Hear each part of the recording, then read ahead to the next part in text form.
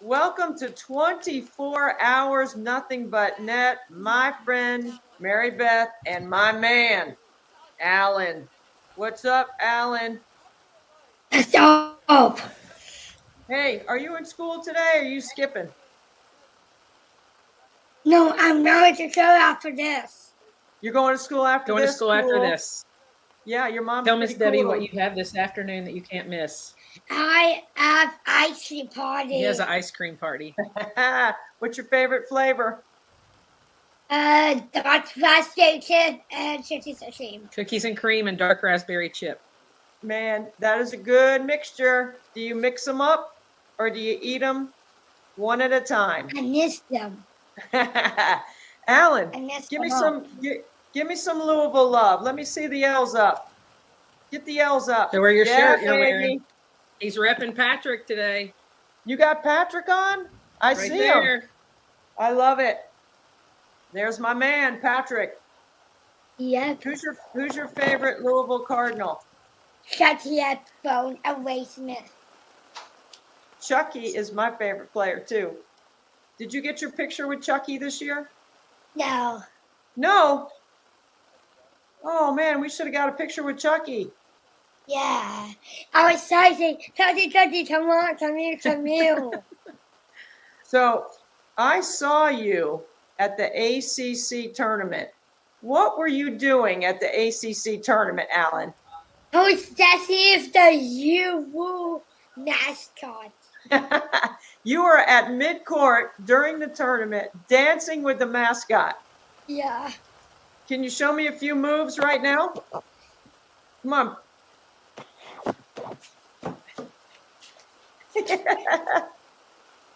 You did a great job. Didn't you win? Yeah. You won the dance off, didn't you? Yeah, so I won a gift code. Gift card. Gift card to what? I don't know. A Visa gift A card. Visa gift card And and a coat. a shirt. What did you do with your Visa gift card? Did you buy your mom something? No, I buy me something and that's what I got. What'd you get? Maybe the old store. Maybe the whole store. Yeah. $15 gift card. It's not buying much. Oh man, you should have won more than that. You did a good job. Yeah. Alan, what's your favorite sport? Basketball, I can't football. You like football? Tackle. Tackle Okay. football. Tackle football? And what does Yeah. mom say about tackle football? No. You're No. not doing it. No. You're not playing That's tackle. what my dad says. What's your dad say? Sign me up.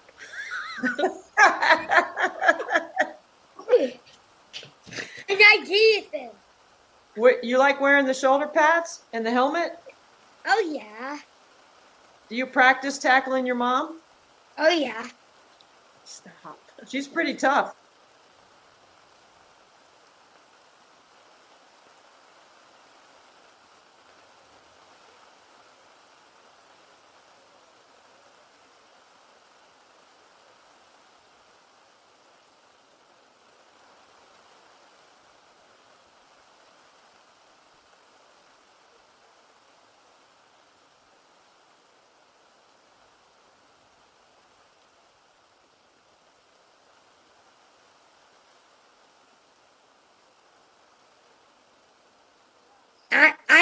I'm better. You're tougher? What Yes, position and I'm tough. what position do you play in football? Quarter stop. Yeah. Scott, what position did you say he would play? Alan, At what? football. He's going to be a defensive lineman. Hey Scott, Hello. Good morning. how are you? Good. How are you doing? You're doing good. Thank you, Heavyweight. you and Mary Beth, for Headed to sharing the track. Alan with us. I'm missing. I'll miss you. I found it. I'm going to win us millions of dollars. Yes. So, Alan, do you know that I'm going to be shooting free throws for Special Olympics? Yeah. Can you make a free throw? Yes. Okay. I want to see on video. I want your mom to tape you making some baskets for me. Okay. We get outside, can't we? Today? Well, maybe today if it doesn't rain. Yeah. Okay. That's But I'll fine. videotape you shooting some baskets and send them to Debbie. But when after this? Oh, you have to go to school after this? Maybe after school today if it's not raining. Yeah. Oh, come on, Mom. Let's shoot hoops and not go to school. Miss Debbie? Miss Debbie 2-1. We win. 2-1. Yes. Mary Beth, tell me a little bit about your experiences with Alan through athletics, because you're an athlete. You've worked in athletics. You know how important Special Olympics is to the overall development of Alan in your family. So share a little bit with us your experiences. Obviously sports are huge to us. I worked in athletics at the University of Louisville, and my husband still works in the athletic department there. So sports are a huge part of our family. The older girls play sports as well. Allie played basketball through high school, and Grace is a junior in high school, and she plays softball. So I played basketball and softball. So obviously love seeing the kids being in sports. Love seeing Alan play sports. Alan attends Christian Academy of Louisville, which has a program for kids with Down syndrome. I think there's about 32 kids with Down syndrome in the school. Wow. It's a K through 12 private Christian school. Grace is actually a junior there, and it's cool for us to kind of see life full circle because the first 2 kids that started the Providence school are now juniors in high school with Grace. So it kind of lets us see kind of big picture. You know, I know he's a mess. He's doing his stuff. Yeah. Kind of see big picture. Okay. I found this on the web. He's doing his thing. Check it out. You know, what life is going to look like as Alan gets older. He has been the only Providence student to play in their intramural basketball program that they have. Loves it, dribbles up the court, can't make a basket on a 10-foot goal, but gives it a great effort. This past summer was our first experience with Special Olympics because I don't know how it is everywhere, but you have to be 8 here first to, you know, play in their programs. And he did softball, which was really cool for me. You know, growing up, when he was younger, he played t-ball in our little community park league. But as he's gotten older, you know, you grow out of that, and then it's coach's pitch, and you're like, I'm not real sure if he's ready for that. But softball was a great experience for him. There was another little girl his age that was playing on the same team. So it was fun for them just to be out there together. They actually go to school together, so they know each other very well.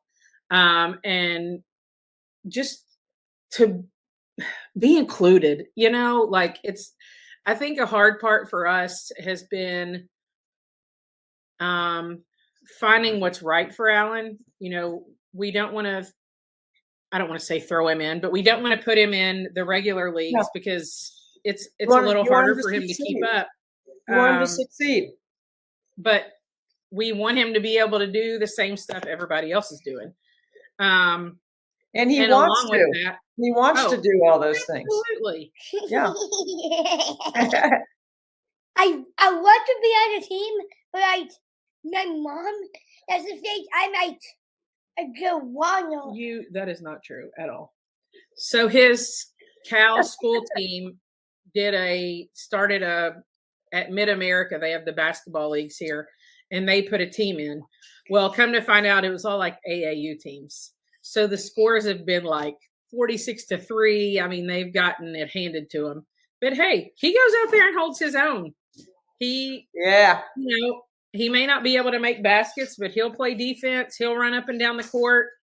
The coach is great. You know, he'll play him for like a minute or two at a time. And then, you know, he gets minutes just like everybody else does.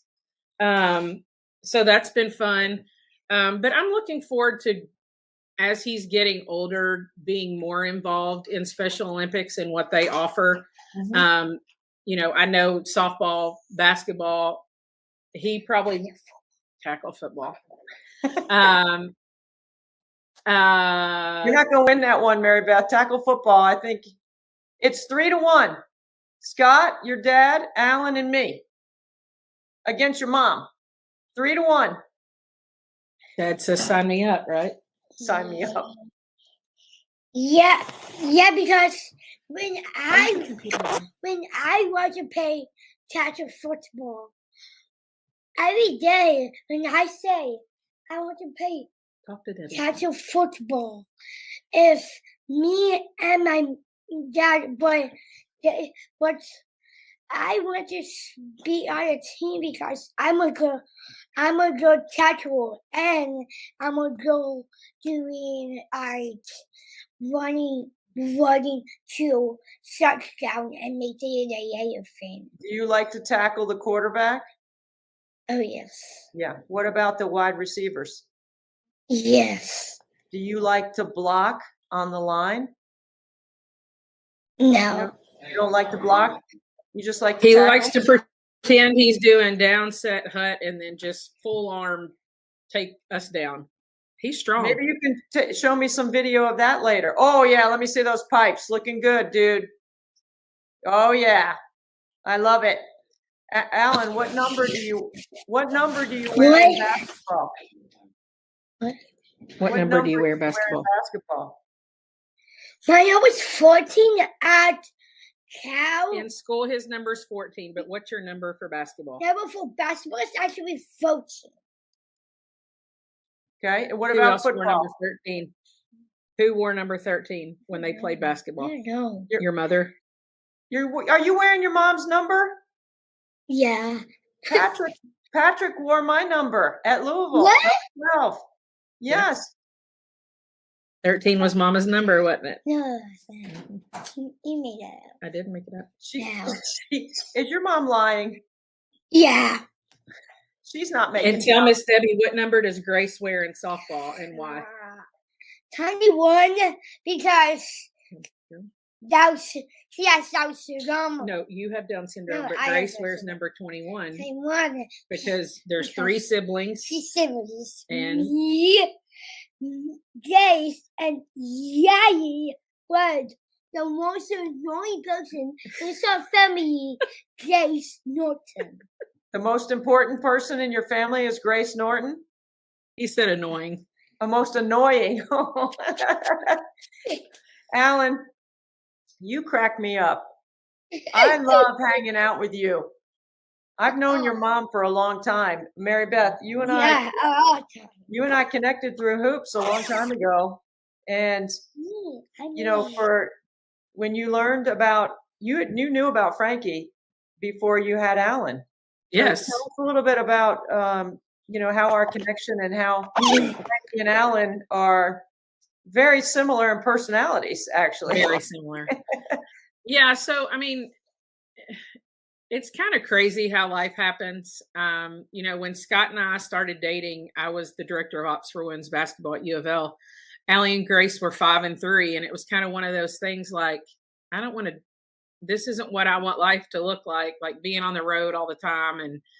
And so I got out of athletics and went to work for our family's business in Somerset, where I'm from.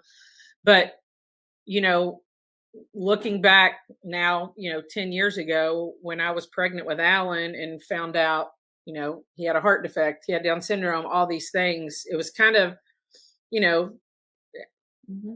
God's timing, okay, this is why you got out of athletics. And I still, as could have made it work. Everything, would have been great, but not to know, knew nothing. You read all these things and it's like people told me over and over again, stop reading what you read on the internet. But I look back and think about, you were one of the first people that I thought of and mentioned to Scott when we found out Alan had Down syndrome, because, we see you obviously do what you do and do great at it. And then, there's Frankie, and the ceiling was non-existent for him. The way that things that you all had him involved in, seeing videos that you posted of him with a personal trainer. And then, it gives us, like, I think you think about kids and, we talk about what's next for Alan. Of course, he's like, I'm going to college. I'm doing this. I'm doing that. And you're Yes. like, yeah, you Yes, are. you are going. And I think that's what's nice for Scott and I is, the girls being older, they're 18 and 16. By the time Grace is out of undergrad, Alan won't even be out of high school. So it's like we have, we'll be able to up and move if we need to get closer to a Clemson life or NC State or, somewhere that has programs that, somewhere that has programs for, Alan to succeed and get a college education. And I think that's what's, really cool for me to, us to look at and think about as a family is that the sky's the limit for this kid. Hey, That's a good thing. that's me. Yeah, that's you. That's Yay. you. You And are it's a rock kind of the star. same thing, he has, we push him to do the same things that we push the other two to do. Of course. Whether it's chores, whether it's, cleaning his room, expectations that we have for him. If he has a bad day at school, he doesn't get his iPad after school. If he has a bad day at school, he has consequences here that he's not going to get rewarded for making That's bad right. choices at school. That was my thing too. Mary Beth, anything with an on-off switch, Frankie would lose if he made a bad choice. And Alan, do you make good choices? Yeah. All the time. Yeah. Hey, why are you doing that face at me? His thing right now he's getting in trouble for is arguing with his teacher's aide. Uh-oh. He's trying to be always right. He's not always right. Alan, are you being nice to your teacher's aide? Yeah. All the time? That's what's really cool about Cal, where he goes to school. So he has have fun at the track. Well, we want them to be held accountable. We want them to suffer Absolutely. And his consequence for a bad choice. It's not they get a free pass his just first because they have Down syndrome. conference in the fall with his third grade teacher, she said, I want him in the room more often. So he's pulled out for math. No. Yes. That's illegal. Math and reading. So he's pulled out of the classroom for math and reading. She wants him in there the rest of the time because he's just as capable as the other children. That's right. And that's important to us. We want him to be held accountable. We want him to be doing the same stuff the other kids are doing, even if it is modified. No question.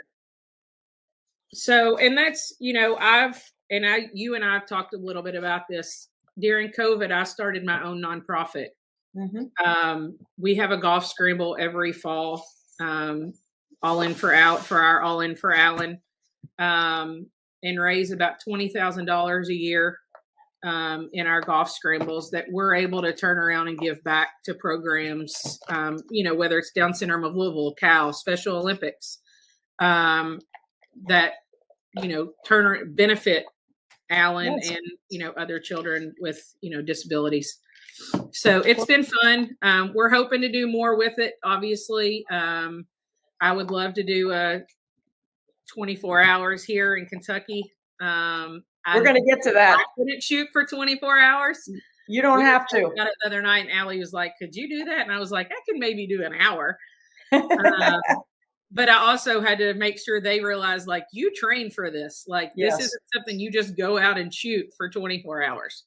No, it's a So- significant training fitness program that is getting harder and harder in year 7. But it's definitely worth it because no matter how much sweat equity I have in the event, getting a chance to spend time with you and Alan like this, share your story, tell people why it's important, helps others see why they should give and why they should help us raise money so that we can organize and socialize and train and compete.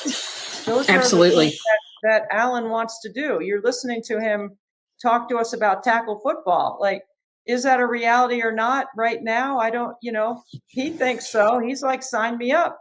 Scott thinks so too. So maybe I'm just the one that needs to catch up. Well, I mean, there are some safety and security things about tackle football that we are well aware of, especially for a person with Down syndrome, that we have to make sure the neck is stabilized and those things. But he's an amazing kid to hang out with. He's a lot of fun. And if you got any video of him dancing at midcourt during the ACC tournament, send it to us, because I want to share that. Like, that was one of the highlights of the whole week. was watching. And it was Alan. fun, after that, like even Saturday, walking around in downtown Charlotte, people were like, wait, that's that kid that was dancing at half court. Like, people taking pictures with him.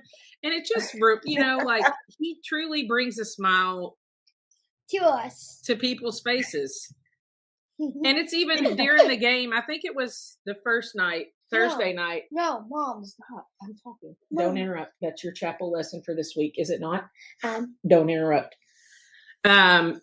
Even watching Frankie interact with people during the game Thursday night and after the game in the tunnel, like, it's like they're celebrities, like, how could you not love these kids? Right. Mom, can I say something? So You may fun. say something. Okay. So, Miss Debbie. Yes. So, when he said, when I was on the court, what day was it? Saturday night when you were dancing? No, Friday night you were dancing. No. What day would we visit college? What day? We went to Charlotte on Thursday. Okay. So, we went to college on first day. And I was on the court. That was on Friday when Yeah. you were dancing. Yeah, but I when saw I you. was done. Yeah, but I say, you the famous kid. I was so kid. You doesn't know you. I said, just stop. I took pictures of me, and I know you can smile to everyone. Mom, Dad, Yaya, Makes us happy, doesn't it? everyone except me, because if I'm not happy, my mom doesn't need to be happy too. Yes, you're right. If you're not happy, your mom is not going to be happy. But if your I told you. if your mom is happy, are you happy? No. You're being silly. Yes. Alan, I am so glad you and me are friends. I love hanging out with you. And you know Me what? too. I'm going to try to come to your golf tournament one of these years. I want to come Love that and play one. golf with you. What do you think? Will you let me play? I bet Miss Debbie's a good golfer. Probably not. What? I am a good golfer. Why do you think I'm not a Hey, good it golfer? could be me, you, Dad, and Miss Debbie. No, it could be me, Gigi, Gigi. not you, Miss Debbie, and Jace. Who's better at golf, me or Dad? Dad. You just lied. He went to the waters 5 times. She what? 5 times? I went where? In the water. In the water. I She didn't hit it know. in the water 5 times? Yes. Did you hit it in the water? No. I went over the. Did you hit it in the sand? No, I close to the. You hit it close to the hole? But I close to the The green. The goal. Okay, so goalpost. I'm That's going the to tell wrong you a sport. quick story. Can I tell you a story about golf? Yeah. So Frankie and I are playing in a unified golf tournament. He's the athlete. I'm the unified partner. We show up on the first tee, and it's alternate shot. So as a golfer, you don't want to put him in a bad spot. So there's a lot of pressure playing with your athlete, right? Because they're good. Frankie's a good golfer too. So Yes. he is. Yeah, he's a really good golfer. Oh. So we get on the first tee, and there's another twosome playing with us. So there's 4 of us playing off the tee. Yeah. The other twosome has a young man who's about, I'd say 26, 27, played college golf. And he has his athlete is a young woman on the autism spectrum. So we get to the first tee, and the unified partners are all hitting from the same tee. the athletes are hitting from a different tee. So I get up and I'm just the first tee, right? And I hit it and I go right down the middle. I hit a good shot. I'm like, whew, right? This kid Yeah. gets up and he swings it and he bombs it like 60 yards past me. Okay. I'm like, this is going to be a long day. I get in the golf cart with Frankie and Frankie taps me on the shoulder. He says, I want him. He tried to trade me on the first tee. I said, That's no, something you would do, wouldn't it? we can't trade. You got to be with me. So we play. I didn't realize that the two of us were in different flights because I'm thinking that if they're in the same flight as Oh. ours, Yeah. well, we end up winning a gold medal in our flight. We get on the stand and the unified partner gets on the stand with him, which I had never experienced before. Frankie had already been on the gold medal stand for swimming and other things. Yeah. We get on and they put the medal over Frankie's neck and they put the medal over my neck and we're standing on the gold part of the platform. And Frankie looks at me and he says, Mother of the Year. And I go, Aw, yeah.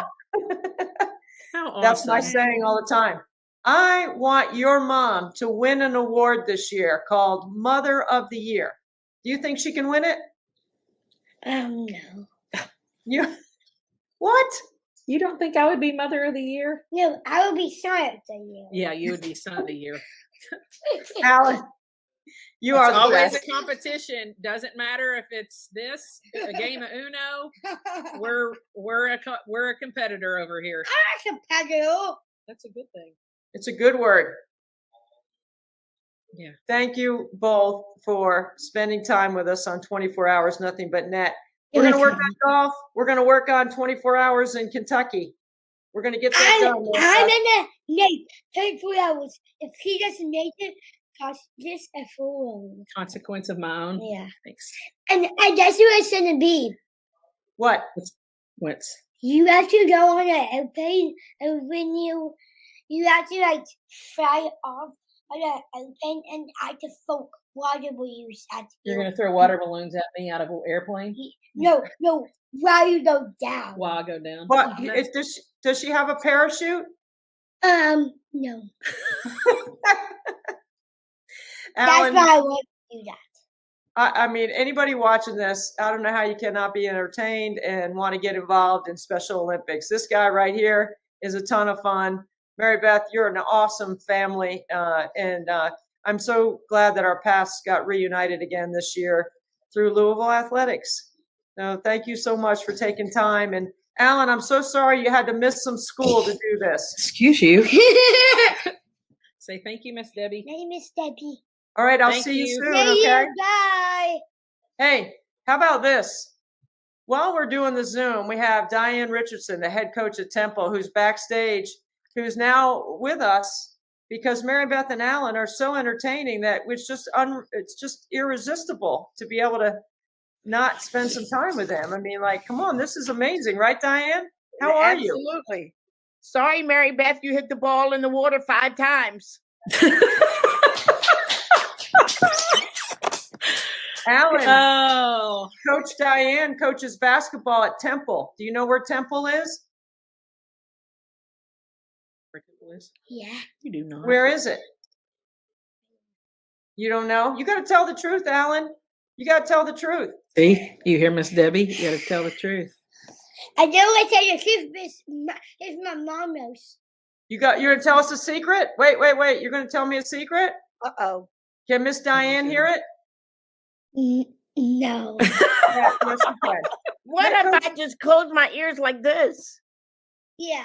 Hey, you know Okay. what, Miss? You know what I'm telling you. Miss Diane's mascot is where she coaches? It's an owl. I know that. And you know what it does the whole time the game goes? What? Really? Who? Owls. Okay. Coach the wheels. Close my ears? Okay. What? I can't hear you. She can't hear you. You got to tell her. I have to see to my mom.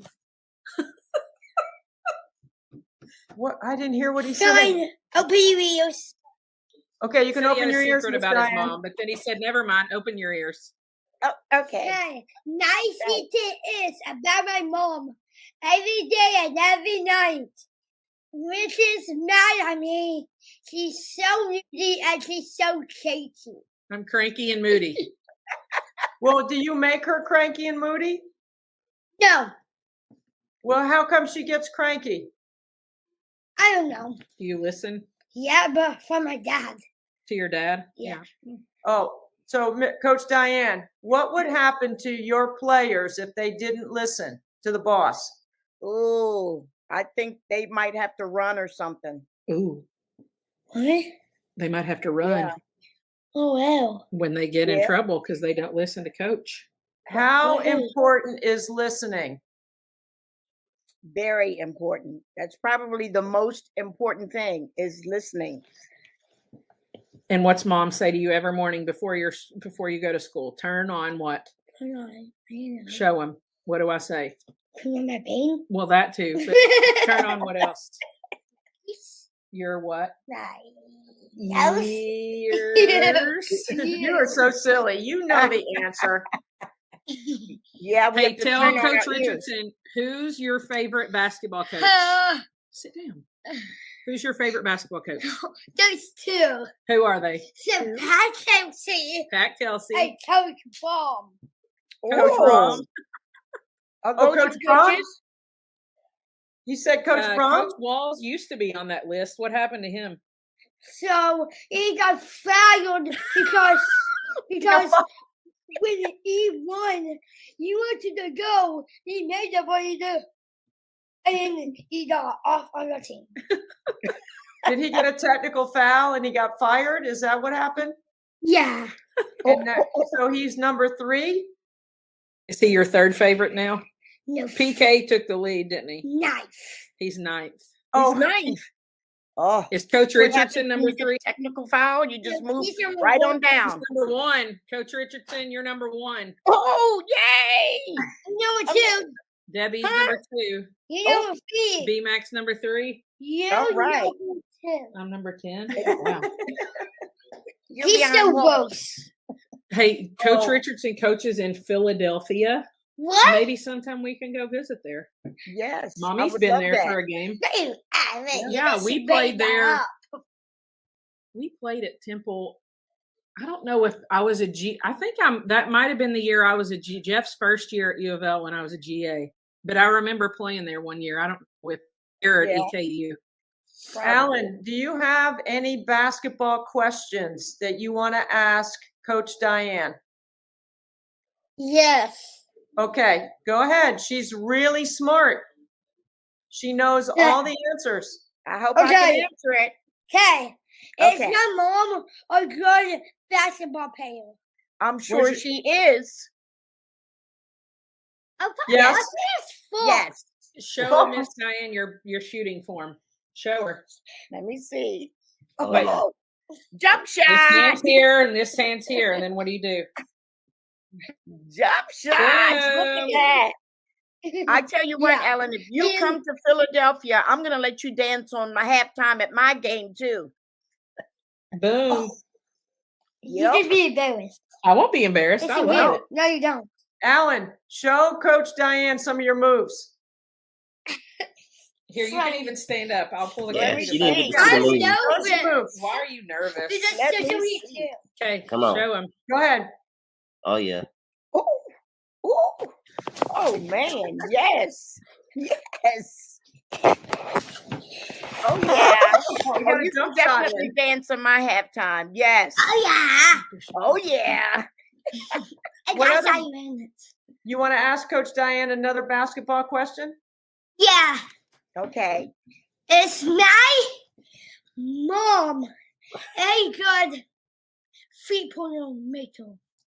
Am I a good a good three-pointer three-point- maker? Maker, Yeah. what do you think? Have you seen her shoot some 3-pointers? Yeah. And she's pretty good, right? No, he missed like 9. She missed some, huh? Well, we don't always make them all, you know. No, but So- I made 55. You made 55? And the 50,009. 50,009. 50,009. You're making that up. You're Hey, you making know what that Miss up. Debbie says? Hey, Shoot till your arm falls off. what?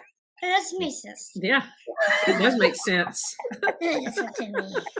I'm going to send you a T-shirt that says "Shoot till your arm falls off." Do you want Yep. it? That was Mom's motto. No, You don't want it? no. You How know about what one you're of I'm these? gonna have to say, We How want about a one- 20. Do you want a want 24 one of hours these? of hoops, nothing but net shirt? maybe yes and maybe yes. A Temple shirt too? Yeah. You want a Temple shirt? Okay, I'm gonna have to get your information so I can send you one. Okay. Okay. Can you tell Coach Richardson it was nice to meet you? Nice to meet you. Nice to meet you too. And if I can get your address from Miss Debbie, I will send you a Temple Oh, shirt. you're awesome. I'll send it to Good. Debbie. Okay, good. Thank you. Okay, Nice yeah, to meet you. Nice to Alan. meet Nice to you, meet you all everyone. too. Alan and Mary Beth, Hello. thank you for being with Bye, us. guys. Thank you Bye, all. guys. B Thank Mac, you. thank you very Yes. much. Bye. No problem. Bye, Max. Bye. Have a great Bye. day. You Bye, too. Deb. See you, bud. Oh my gosh, Diane, how great is that? Like, that's what we're doing with Cool. 24 hours, nothing but net, right? I Oh, mean, man, BMAC that is, Yeah. Man, B-Mac, that- you're that's- doing it, man. that's great Mother's Day content right there. For sure. 100%, 100%. Diane, let's talk a little bit about your family because, every year you're so gracious to come on and share your own story. And by sharing these stories on 24 Hours Nothing But Net, we encourage people to be a little bit more aware, maybe self-aware about the way they deal with people with disabilities, or maybe they would even consider making a gift to 24 Hours Nothing But Net. Like, there's a lot of ways that we can impact and influence. So share with us a little bit about your family. Yeah, absolutely. So my husband and I, Larry, been married for a long time, but we have 4 children. 2 are special needs children. Dana is our oldest, and Dana has cerebral palsy and a bit of autism on the spectrum. And my youngest son, Michael, is on the spectrum, and they're at different ends of the spectrum.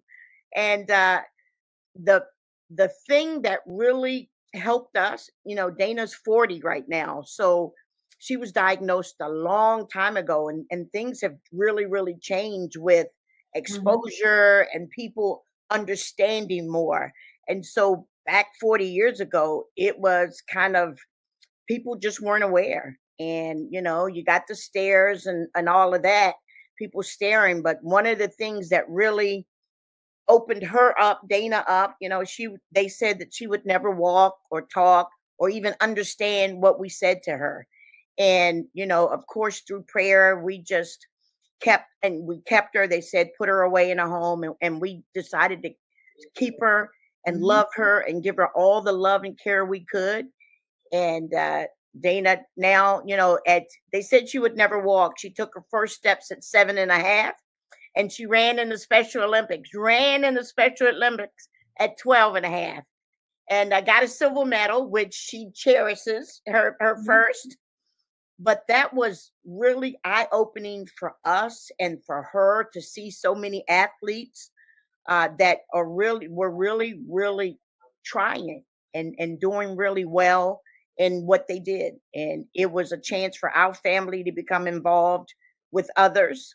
And now as a coach, all of these years, every year, my team, we partake in Special Olympics. And so we're helpers and all that. And it's given them an opportunity, our student athletes, an opportunity to see what it's like and to cheer these athletes on. So we absolutely love it. Learning to give, whether it's your time or your money, is definitely a skill. I think it requires some thought. And sometimes you give till it hurts, and I can't imagine the emotions that you and your husband must have gone through seeing Dana across the finish line. I mean, I can go there with you right now because I know what that could feel like. But what can you sum up how those experiences have helped shape the way you lead, the way you run your program, all the things that your players gain from that? Yeah, absolutely. It is phenomenal to see our athletes interact with the athletes at Special Olympics every year, and we always do the track event.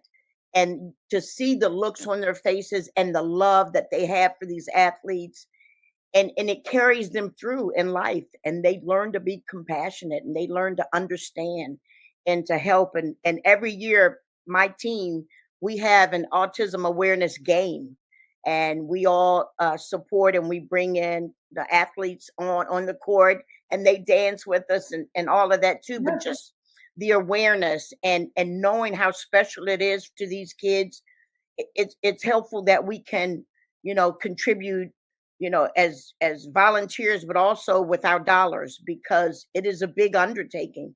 And it's great that you do what you do, because it helps so many athletes and so many families.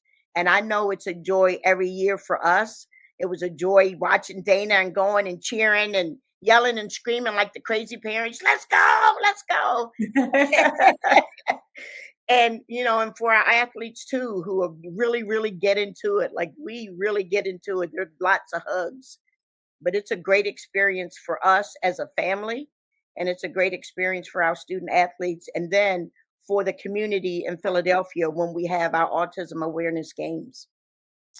Diane, I always felt like through the years and through the decades, because we've known each other for a long time, we've often shared stories about our kids. So I've always felt a connection from a family standpoint with you, because when you're a parent, you just know that what the other parent's gone through, you have some empathy because you have a great understanding.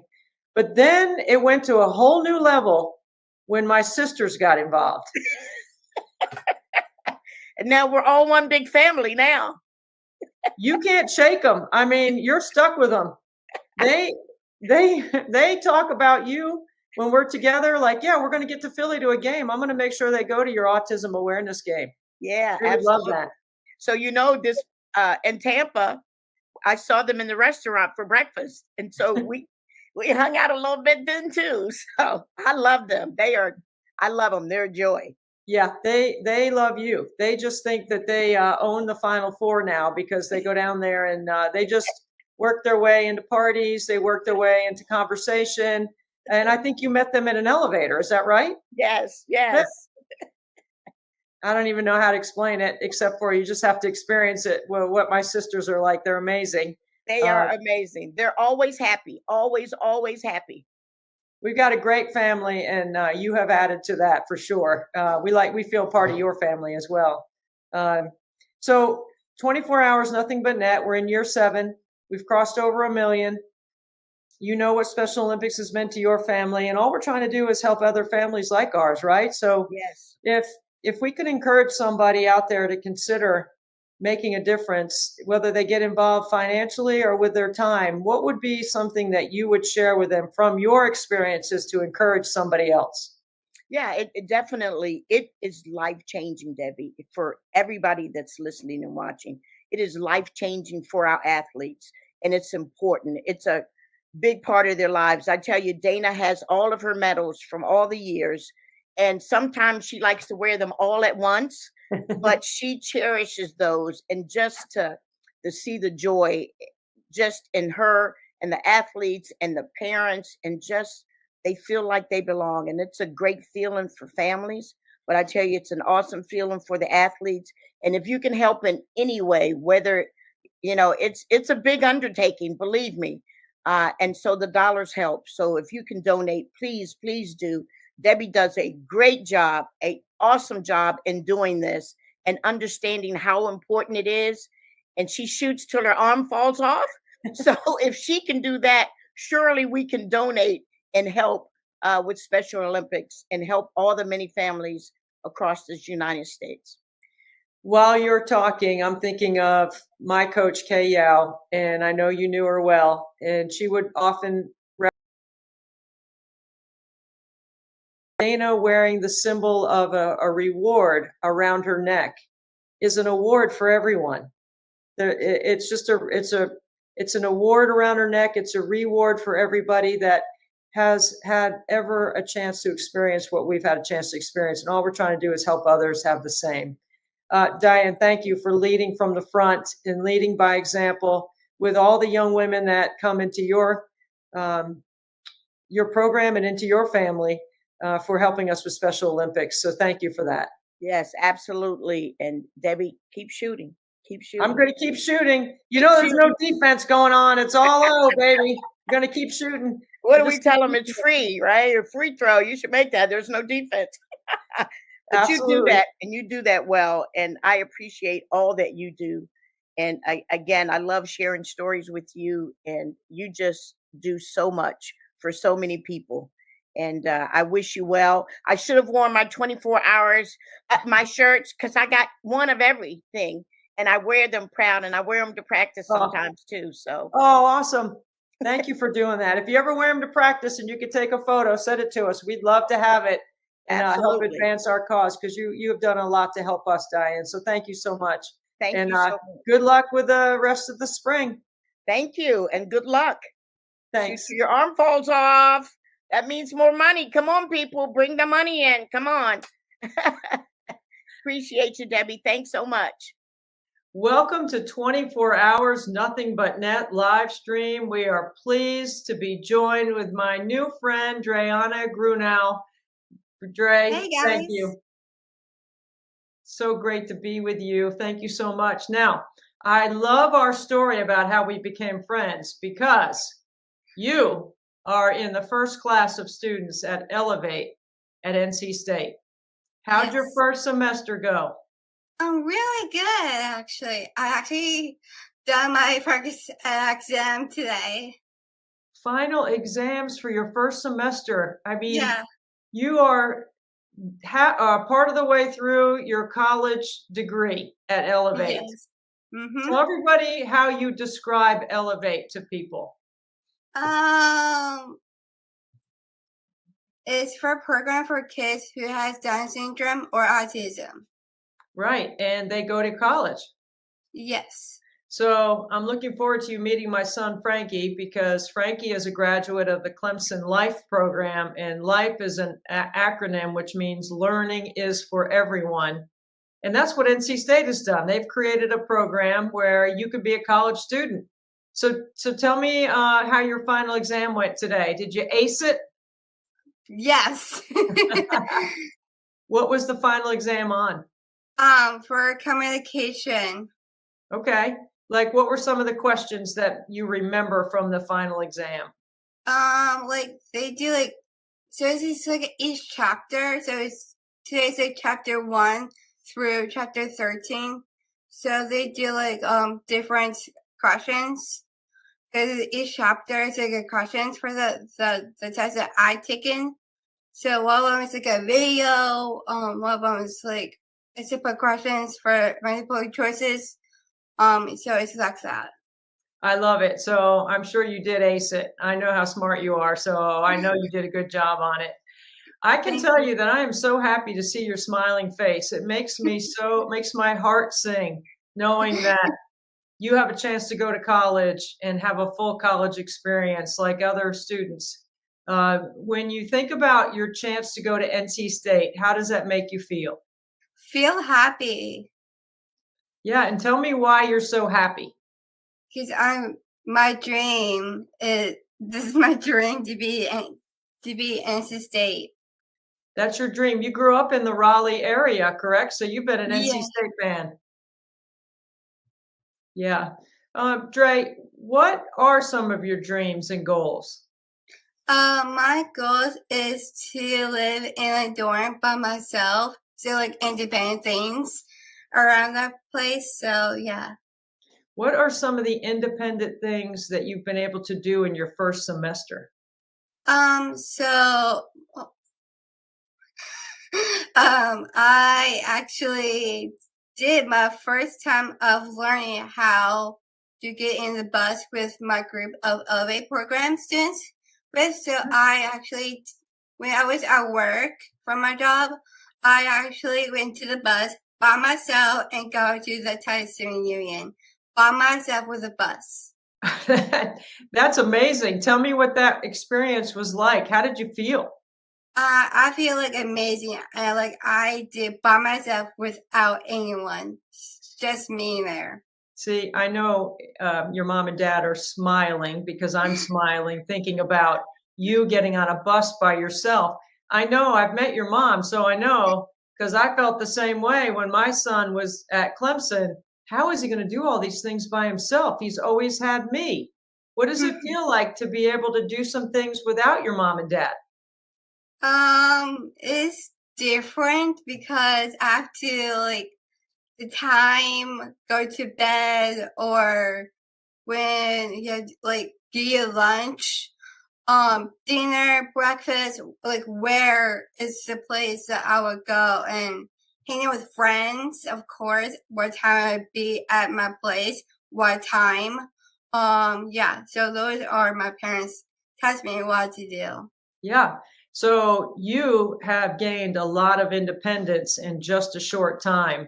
Is that correct? Yes. What is your favorite thing to do right now with your friends? Hanging out, like going to a nice spot, going to a coffee shop, like walk around in Hillsborough at NC State, or different like Hillsborough next to like C21. Like it's amazing spots there. But like NC State, Hillsborough has a different restaurants, shops. I like to shopping. I like to grocery stores, everything. I'm so proud of you, Dre. I'm so proud to listen to you tell me how excited you are and how happy you are. You mentioned 321 Coffee, and I know that's a special place in your heart. Tell us what 321 Coffee is and what it means to you. So 321 means that 3 copies of the 21st chromosome. That means Down syndrome and autism work there. So I'm the part who has a Down syndrome, so I work there with them. They have like 5 locations. So one of them is at the farmers market. One of them is at Hillsborough. One of them is at Durham, but it's closed. So we don't have it anymore. But they have another one. As I actually at NC State, so they have like in Centennial campus. I work there too sometimes. Well, that's where I think I met you, was at Centennial campus at 321 Coffee. That's the first time we met. And I've been to the farmers market 321 Coffee also, so I know where that one is. Yeah. And tell me what working at 321 Coffee is like for you. For me, I like to make lattes, or I like to like doing cashier, what like talking to the customers where they like on their lattes, like flavors, milk, everything. I like to talk to them about what they did this morning, the afternoon. I told them what they're doing that day. Sometimes I do writing cups because the farmers market is hard than other locations. Because the farmers market is writing cups, but different location does not do that. So it's only the farmers market does writing cups. Well, now that you know how to ride the bus, you could probably work any place at 321 Coffee, right? Yes. So my boss who does scheduling, she does different locations for me. Like one of them's at the farmers market. They need me if they need someone at Hillsborough, me, Centennial, me. The other ones at the company, like Reliance has me. So You know what? I think Lindsay Regg, who is our friend, who is one of your bosses, I think she's going to be working for you one day. I think you're going to be the boss at 321 Coffee. yeah, probably. I think you will be. So working, going to school is what all college students do, right? They have a job, they study, they have a chance to do what college kids get to do. Mm-hmm. You've been able to experience a lot of fun things in your first year. What is some of the things that you've experienced in your first semester that you've really liked? For classes, you mean? Yeah, sure. So for mine, it's like communication, because that communication connects to business because I'm the manager of business. So I want to do that. Next semester I'm taking business. So that's continue my major of business and taking that business into a major site. That's amazing. I just that whole conversation just makes me smile. I'm so proud of you. I know you're making good grades. Now, let's talk about moving into the dorms in the fall, because you are going to be living in the dorms on campus starting in August when the next semester starts. What are you excited about? I'm so excited of like living by myself actually, but I need to find out who my roommate is, or I need to find out who's my roommates, because my sister did the same thing. So I want to do the same thing. Did your sister go to NC State? No, UNC. Oh, how do you do that at home? How do you do NC State and the Tar Heels? So someone gave us a flyer, and they gave us a house divided flag. So they gave us one was at NC State, like the bottom of it, and then UNC is the top of it. So I have a flag like that at my house that I'll show you when you come for 24 hours nothing but net. But it has Clemson on one half and South Carolina on the other half, because we have a house divided too. oh my god, that's so cute. Yeah, it's really fun. What are you excited about living independently? What, your mom and dad have helped you to this point, and now you're sort of spreading your wings, right? You're Yeah. learning new things, you're meeting new people, and you're doing all of this without your mom and dad right next to you. That's got to be Yeah. pretty exciting too. Not that you don't want to hang out with them. Of course, you'd love to hang out with them, because I've hung out with your mom. She's pretty cool, right? Yeah, she's pretty cool sometimes. That's what all kids say about their moms. If you ask my 3 boys if they think I'm cool, they're not even going to give you a sometimes. They're going to be like, no way. But you'd hang out with me, right? Yes, I will hang out with you too. Yeah, I know you will. Like, All right. So what do you, yeah. your go mom ahead. will hang out with me too, won't she? Yes, yes, she will be. Yes. So what are you excited about living in the dorms, separate from your parents? Like if I move in August, it would be like so sad that I'm leaving my parents. But at the same time, I'm happy to by myself living in dorm, and it's an amazing thing ever. And this is actually a dream come true for me.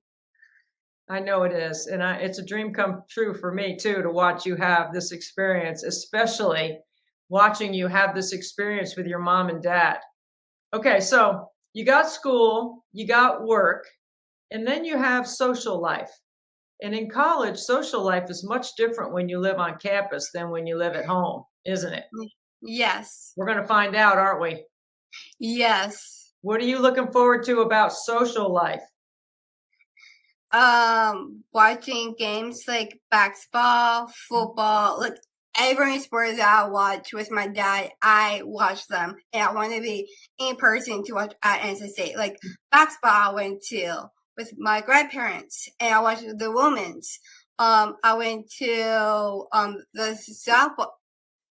I went to a softball game with my parents, because the reason is I went to the softball game is that my friend plays for ECU, so I watched her play. So yeah. So are you going to tailgate at football games in the fall? Probably. I promise I will go. Can I tailgate with you? Yes. Okay, I definitely want to do that. Now, I heard that Dave Doran came to see you guys, the football coach at NC State. Did he come see you? Yes. What happened? He gave us our T-shirts like this. That one? And then, That yes, one that this you're one. wearing? Yeah. Oh, cool. And then he gave us a shoes too. No way. Yes. That is awesome. So Dave Doran's a good friend of mine, and he loves the Elevate program, and his wife, Sarah, she loves it too. Have you had a chance to meet Sarah? Yes, actually, the first time I met her is at the farmer's market. I didn't know her then, but I saw her mom. But she told me that someone got in at Elevate, but it's me, and I told her that it's me. So So cool. Yes, I So just good. miss everything. So you should be really proud of yourself. You have done a lot of wonderful things in a short time. How does it make you feel? Do you feel strong and powerful? Do you feel confident? I know you're happy. Yeah, I'm very happy. How else do you feel, Dre? Passionate. Yeah, you're passionate. All right. I'm passionate for you. And I'm proud of you, and I'm proud of all the students at Elevate. And I look forward to seeing you live in my driveway coming up on May 10 and 11, when we're raising Yes. money for Special Olympics. And you're going to help us raise some money, right? Yes. I know you are. We're going to need your passion and your positive attitude to try to get people to give some money to Special Olympics. Yes, for All sure. right. Well, thank you for spending some time with us in NC State. I can tell you as a proud alum of the university that I am really proud of NC State doing the right thing by putting this program together so that you and your friends and your families can have the same experience that our family had at Clemson. Oh, thank you. And Debbie, thank you for sharing of this Elevate program and talking about this. Thank you. Thank you, Dre. I'll see you soon. See ya.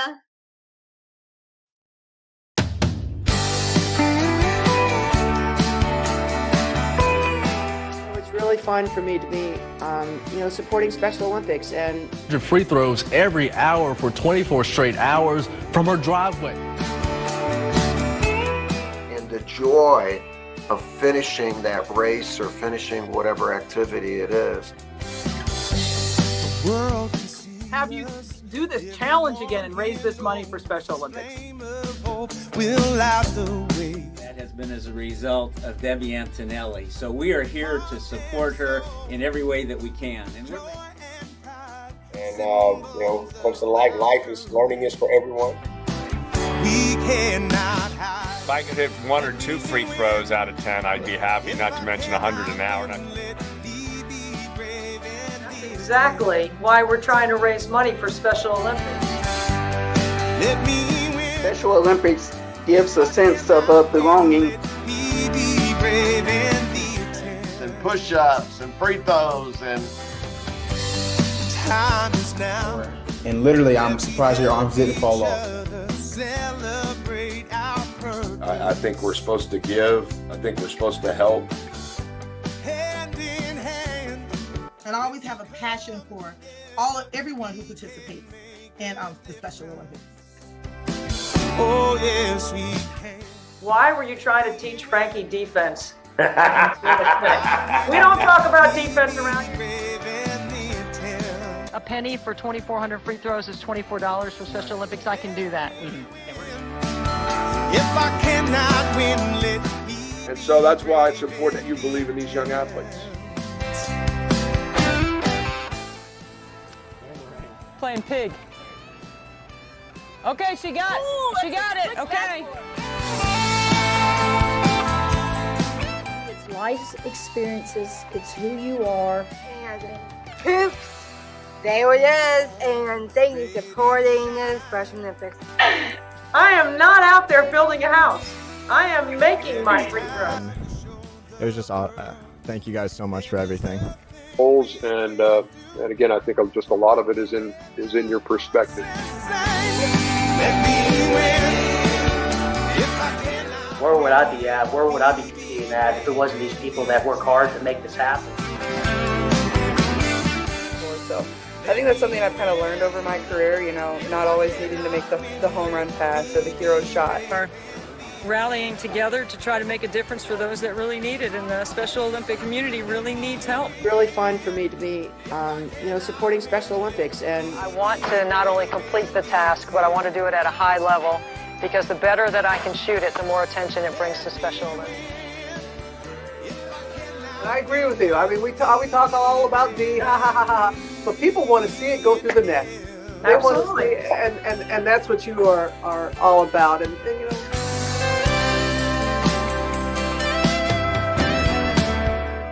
so if they could just pass on a little bit, it's not how much you have, it's what you have and how you use it.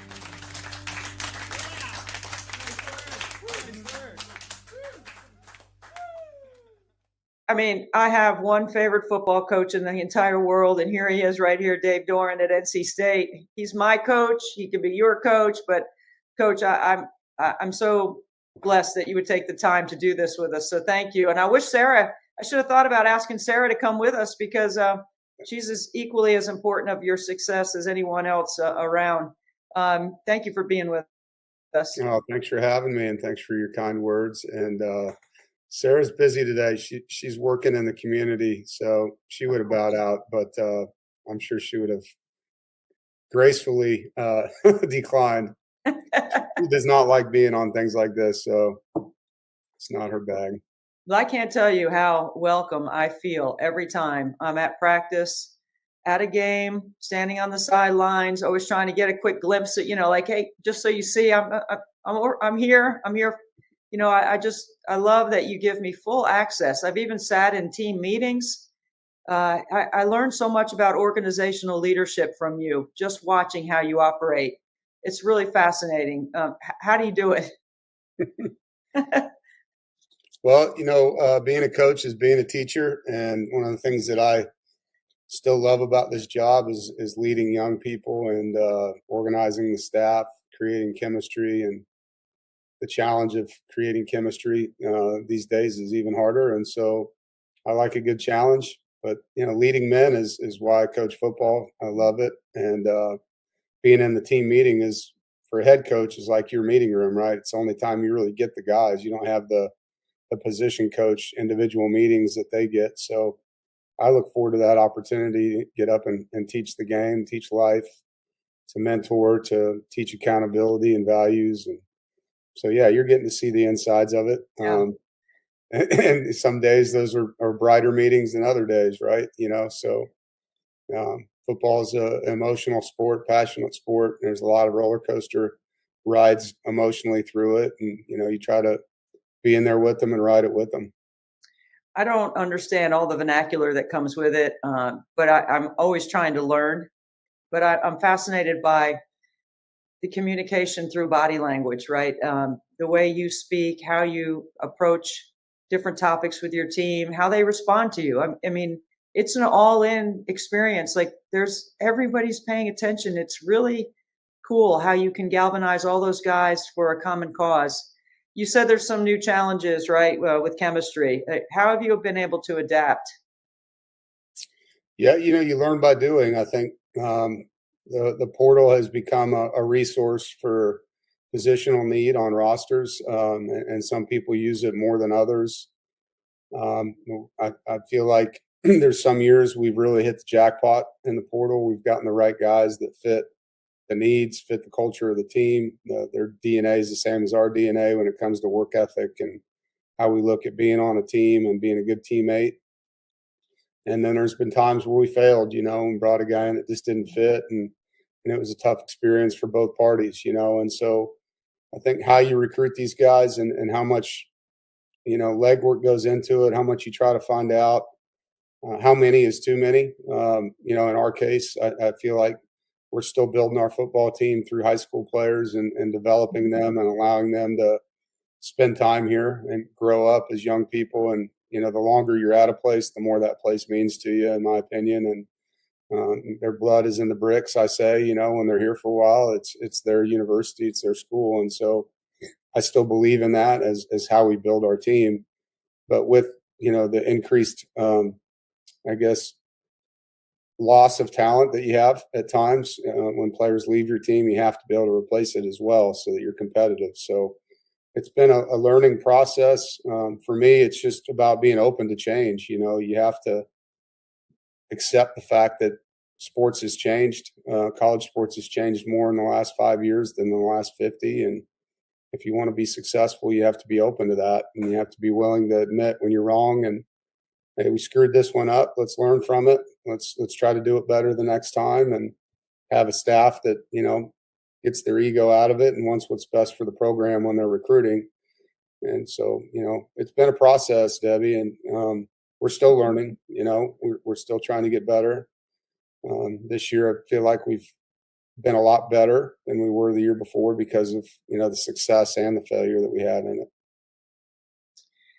I often look at the landscape of college sports and I think about people that bounce from one place to another and never really dig their roots in and what they're going to feel like 20 years from now when, like you said, the blood is in the bricks. Like they're going to be able to come back to NC State and know this is their home. They're going to be welcomed back to NC State.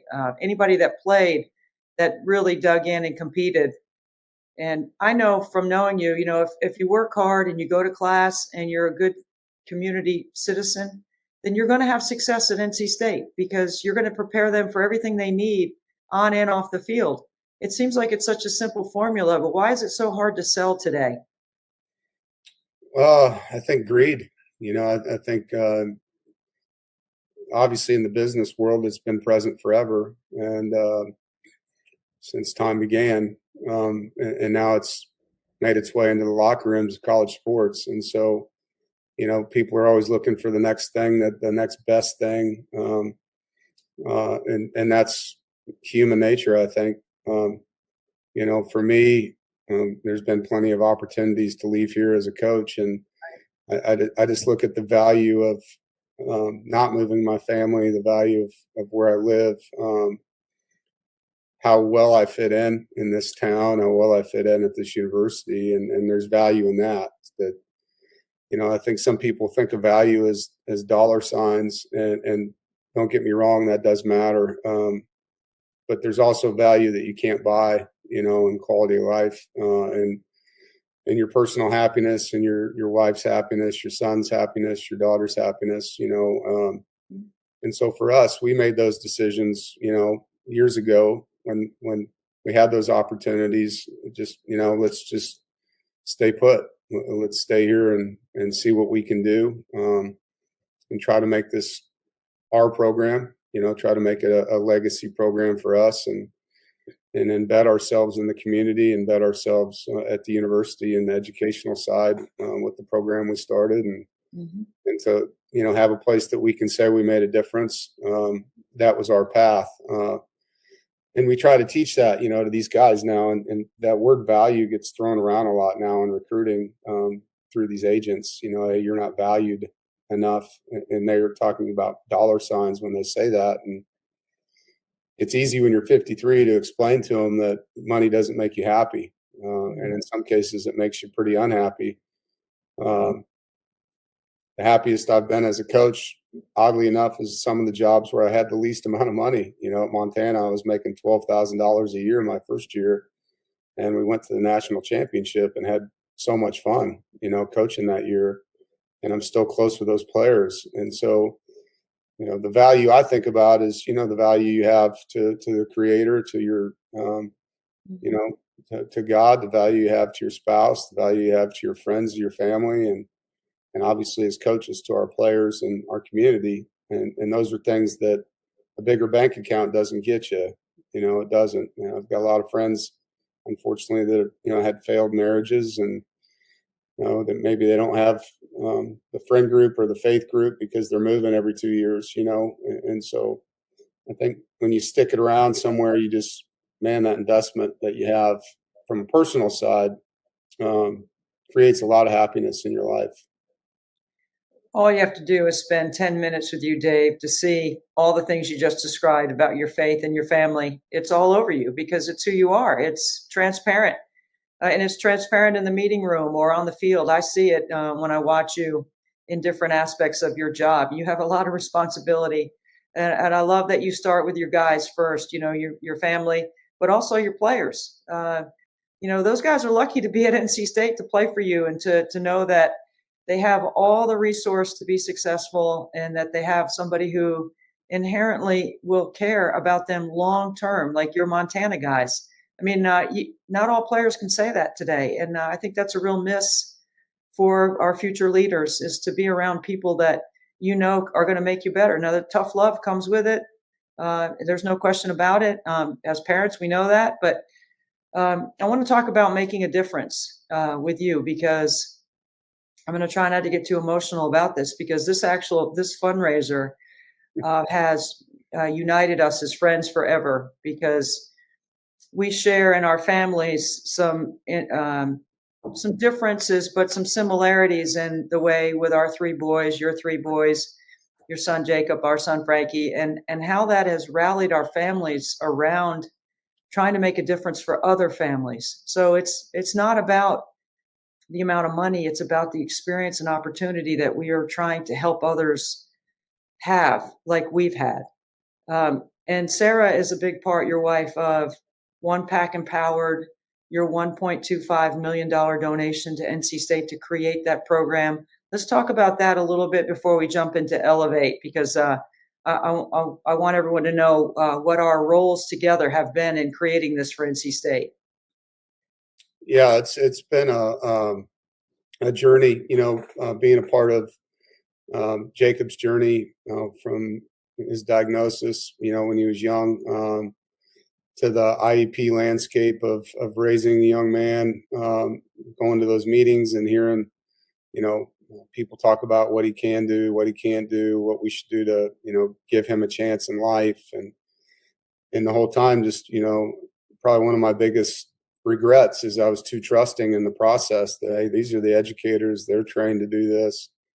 Not that they failed our son, but I think the system failed a lot of people in that space, because they were trained to do what they do. And, as parents, sometimes we can do too much, and the helicopter parent thing is something I try not to be. But, as Jacob started to be able to advocate for what he wanted, we realized that there's not enough help in this space for people that want more than they're telling them they can have. And along the way, we started to find those people that actually do that, that donate their time, that have created programs along the way. And when you find individuals like we found at Lewisburg College in the Learning Partners program, it changed his life. And I was just like, this is a godsend, to have someone. Sherry Askew was his learning specialist, and she was, I've said this a million times, she's like an angel that God sent into Jacob's life, and just blossomed as a student, and his confidence that he can be a college student, and excelled. And then there were other students from that program that branched out to other schools. And so we, quickly found out where he could go to college as a 4-year student. And Appalachian State is where he ended up. And they have a program there, the As You Are program, that, again, just phenomenal people there that have helped Jacob and become now a grad student at Appalachian State. He's got 1 semester left after he finished his finals this week. And so, that journey brought us into the fundraising part of it, because App State needs to privately raise money to keep their program afloat. And they asked us to be a donor in that program, which we did. And then I just, turned to Sarah and said, you know what, it stinks that we're not donating to our own university to have this program.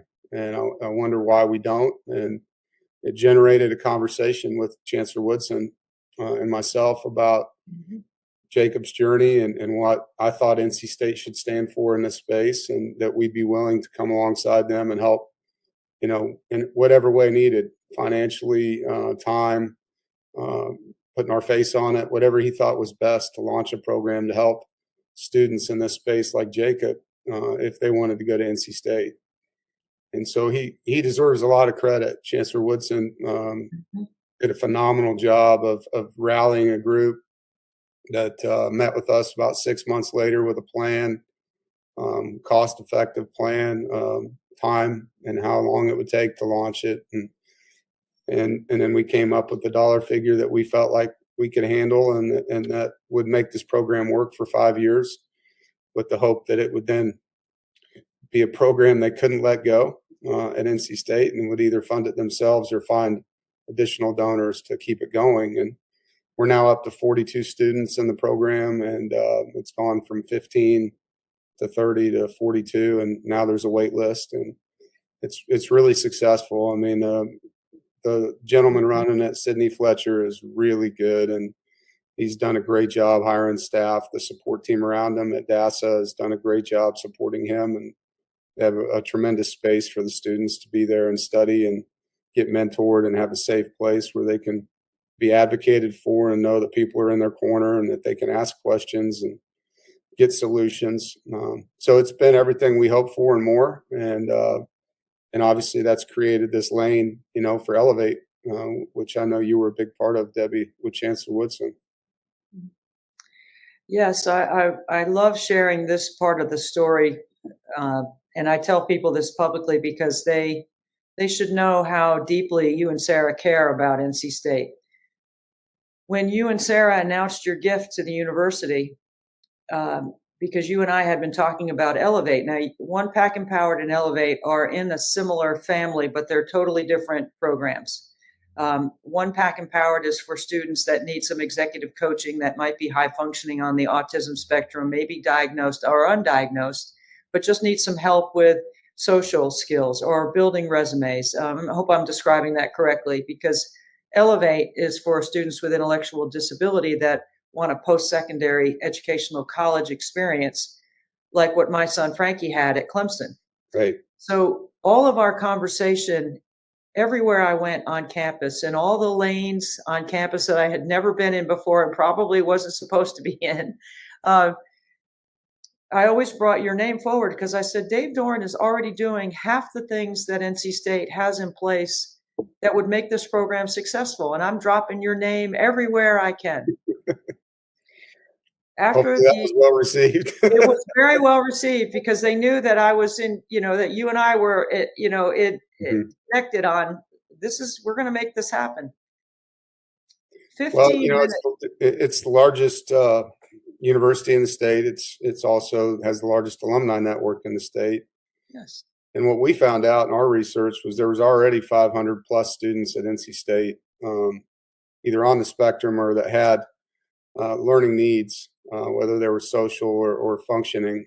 And I just knew from experience that those students were having a tough time, because advocating is the biggest thing, just the social piece, the social anxiety, the fear of failure, the unwillingness to speak in front of a group, and knowing how to do that. And then when you have a partner alongside of you that will sit with you and, understands what you're going through, that can then help you learn how to do that and become an advocate, which now Jacob has no problem advocating for himself with professors, going to office hours. He knows when he needs help. He knows how to get help. He knows when to do it. And it's changed his life, because before he would have just hid and not put himself in a position to, hey, I don't understand what you're saying, So, this program is changing lives. And the coolest part about these things when you start them, you're helping people, obviously, but the information we get back from families who have 8-year-old children who are on the spectrum, and now their sons, because they're state fans, or their daughters, know that they can go to their parents' school, and they grew up, with Mr. and Mrs. Wolf posters on the wall, and they want to go to NC State, and now they know they can. It creates hope in their lives. And that's the thing that, when Jacob was making his decisions to be a college student, there wasn't any hope. There wasn't programs that were advertised that you could find. And it was really difficult to even get a yes. Like, yeah, have your son apply. Like, it was more of, hey, he's going to be like everybody else. And like, well, he's not like everybody else. He's going to need a little assistance. And so, just creating hope in lives and hearing the parents' testimonials of their students that are here and how successful they are, and know that we brought that lane of opportunity to them has been really fun for us. 15 minutes after the announcement that NC State put out on you and Sarah's gift to the university, my phone was blowing up. That people were texting me, did you know Dave Doran was going to give over $1 million to NC State? And I was like, what? No, I didn't know that. And then 15 minutes after that, I get a text from you.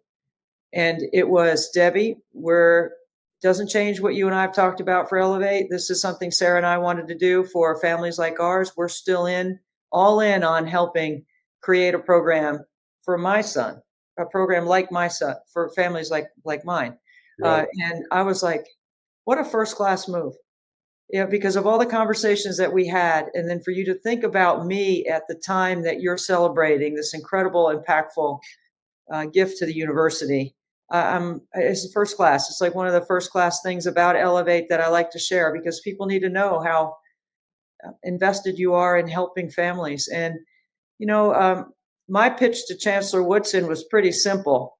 You know, NC State's a land grant university. The mission is to serve the population of the state. We're not doing it. We have think and go and do all over campus. We're not doing it. We need to do it. And you're right about him and his leadership, because I think this is a big part of his legacy. One Pack Empowered and Elevate, and forever across the state. We know the ripple effect, like you said, about an 8-year-old. It's going to change the way guidance counselors deliver information to families. It's going to require preparation at the high school and middle school levels that are different than they've had to prepare before. It's going to impact every single state or federal program that is in North Carolina to allow students and families like ours to have that hope and to believe that they can and have that experience. You know, the final exams, as you mentioned, are happening around campus, and the 7 Elevate students that are commuter students just finished their final exams on Friday. And I happened to speak to Dreana, one of the, you know, because they become fast friends, right? I mean, Dreana texts me and it's a final exam. And, you know, I just was so emotional thinking those kids just finished their first semester of college and no one ever thought they'd ever be able to go to NC State. But I asked her what was one of the highlights of this, of being in Elevate for the semester. Loves her classes, loves being on campus, and Dave Doran coming to give us a T-shirt and a pair of shoes. They loved that you showed up in March for that big event to have the grand opening or the celebration of the program. Unfortunately, I couldn't be there for March Madness reasons, but she said that was one of the highlights. They loved it. They can't wait to tailgate, go to football games, move into the dorms in August. It's crazy good. Like, it's just so amazing. Yeah, it was a fun event. You know, we were right in the middle of spring football, so I like sprinted from practice. I was still in my coaching gear, but it was nice to be there. And obviously, because of Victory Day and what we do at Gigi's Playhouse, I've gotten to know some of the students that are in the Elevate because they're part of that. A couple of them came up to me asking when Victory Day was again because they want to do it. And so, yeah, it's cool. I mean, they're part of our program here. You know, if you come here on a Friday in season, we'll have several members of Gigi's Playhouse from the community there handing out candy or whatever to the guys leaving the field. And Sam Henning we've hired in our building and dining services, and Anna. And so, you know, it's a day-to-day thing for our student athletes in football, at least, to integrate and be a part of that community with them and make them feel a part of our community. And I think it's as good as it gets when you see those smiles. You know, for me, it's awesome. And you know, we think we're having a bad day, and you turn around and all the things they're dealing with, and they're the happiest group of people you've ever met. You know, they're smiling and laughing, cracking jokes, and I just love it. I mean, I love seeing them, having them around, and their enthusiasm for life is infectious. And so it's great partnering with, you know, whoever we can. But, you know, for me to show up to something for 5 minutes, knowing that it has an impact like that is good to hear, because sometimes when you're in your own skin, you don't think like that. You know, you got so many things to do, and, you know, the impact, obviously when you're in your own skin, and same thing for you, you walk into a room and everybody's excited to see you, and you don't realize that until you get there sometimes. So it's good to hear that, you know, I was able to bring some joy over there that day. They were having fun, man. They were eating ice cream, and there was a lot of laughter. People were showing me how cool their shoes were and all that. It's great. Yeah. They're great. They're fun to hang out with. I swear, people just don't know. It's really pretty simple. It's not that hard. Giving your football team an opportunity to experience what just that giving heart, like just a few minutes, just to walk past them and to know that, you know, giving is a skill. You have no idea how it's going to impact your guys moving forward. And, you know, we always think as parents, it's always about our kids. It's really not always about our kids. It's about everyone else, and their experience and how they consume and how they see the world. When you see the world through our eyes as parents with kids with special abilities versus, you know, all kids have special abilities to me. I mean, you are focused. I will say that because I did come to practice and you were in the middle of the field and I had something to give you. It was an award that you and Sarah had received from the National Down Syndrome Congress. And I this is how you are, Dave. This is how we are. I mean, like, I don't know if I could ever do this anywhere else. I literally ran out on the field while you were in the middle of practice, showed you the award, and talked to you for a minute, and then sprinted back off. But I don't know if there's anywhere else in the world I'd be able to do that and get away with it. It was really, I was like, yeah, I'll just run out there and see Dave in the middle of practice, show him this award, and I'm so grateful for your time today. I'm grateful for how you represent. I'm grateful for what you've done in the special needs community. I'm so overwhelmed for NC State. It's such an important thing for our university. Well, I appreciate it. And I'm just glad, that both of us are able to help this community in our ways and create hope and show service. I think it's such a great thing for all people to understand the value and giving things back to the community that you call home, and helping those in the community have a better chance for success, and to know that there's people there helping them. I think there's so much obstacle and there's so many no's. There's so many people labeling and telling people what they can't do, and to have people out there like us and others that are helping in these causes saying that's not true. You can do anything you want, and here's how we're going to get you there, and these are the things you have to do. It takes hard work, it takes belief, it takes faith, and it takes good people. And so I love what we're doing in this space, and look forward to seeing both these programs thrive. And for those people listening, and get involved, help us in any way you can, whether it's with time or with donation, and obviously with prayer. I love having this conversation with you. And next time we're together, we're going to discuss 3rd and long, whether to go for it or not, and when we're going to blitz. 3rd and short, maybe. Yeah. 3rd and short, better conversation. Yes. Thank you, Coach Doeren. Right. I really love that you would give us this time, especially on your busy schedule. Blessings to you and your family, and we'll look forward to seeing you. Year 7, we're over 1 million. We're going for the 2nd million. Just going to keep shooting. Thanks for all you do, Debbie. It's great seeing you, and go Pack. You have mentioned Lisa Bluter. She's one of the class people in our game on the women's side. I mean, there's no question about it. She's been around a long time. I mean, I knew Lisa before you were born, like when she was coaching at Drake, and all the time she spent there having success, and what she's been able to build upon what Coach Stringer did at Iowa is just really remarkable. When you have a player like Monica Czinano who says, you know what, I want to take my COVID year and I want to come back. I know you have to be a part of the reason why she decided to do that. The two of you together is a pretty good combination. How does that uplift your intentions in your workouts? Yeah, I mean, I was probably the happiest girl in the world when she told me she was coming back. I had known for probably quite some time, honestly, since like last summer, but we tried to keep it pretty quiet. And I don't think many people knew, but I think Monica is one of the most underrated players in the country. I don't think people really understand the way she does things at such a high level.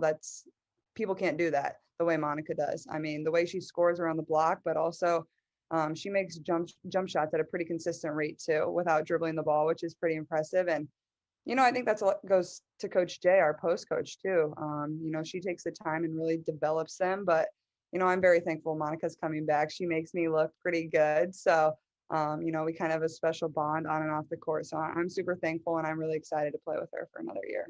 Well, you get a high percentage of your assists that go to Monica because she works so hard off the ball. So you mentioned, and we talked about your celebrity and how it's increased, not just around the state of Iowa, we know that, but just nationally because you're an All-American.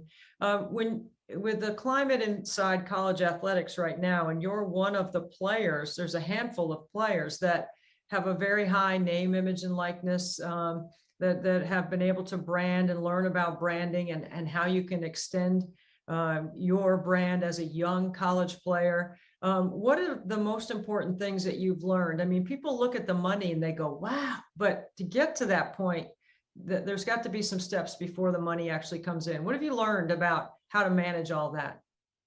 Yeah, it's definitely a lot more than I thought I would ever have to deal with when I was first coming to college, because I feel like this NIL thing really happened so fast. It was and a lot of fast. people, There's no question.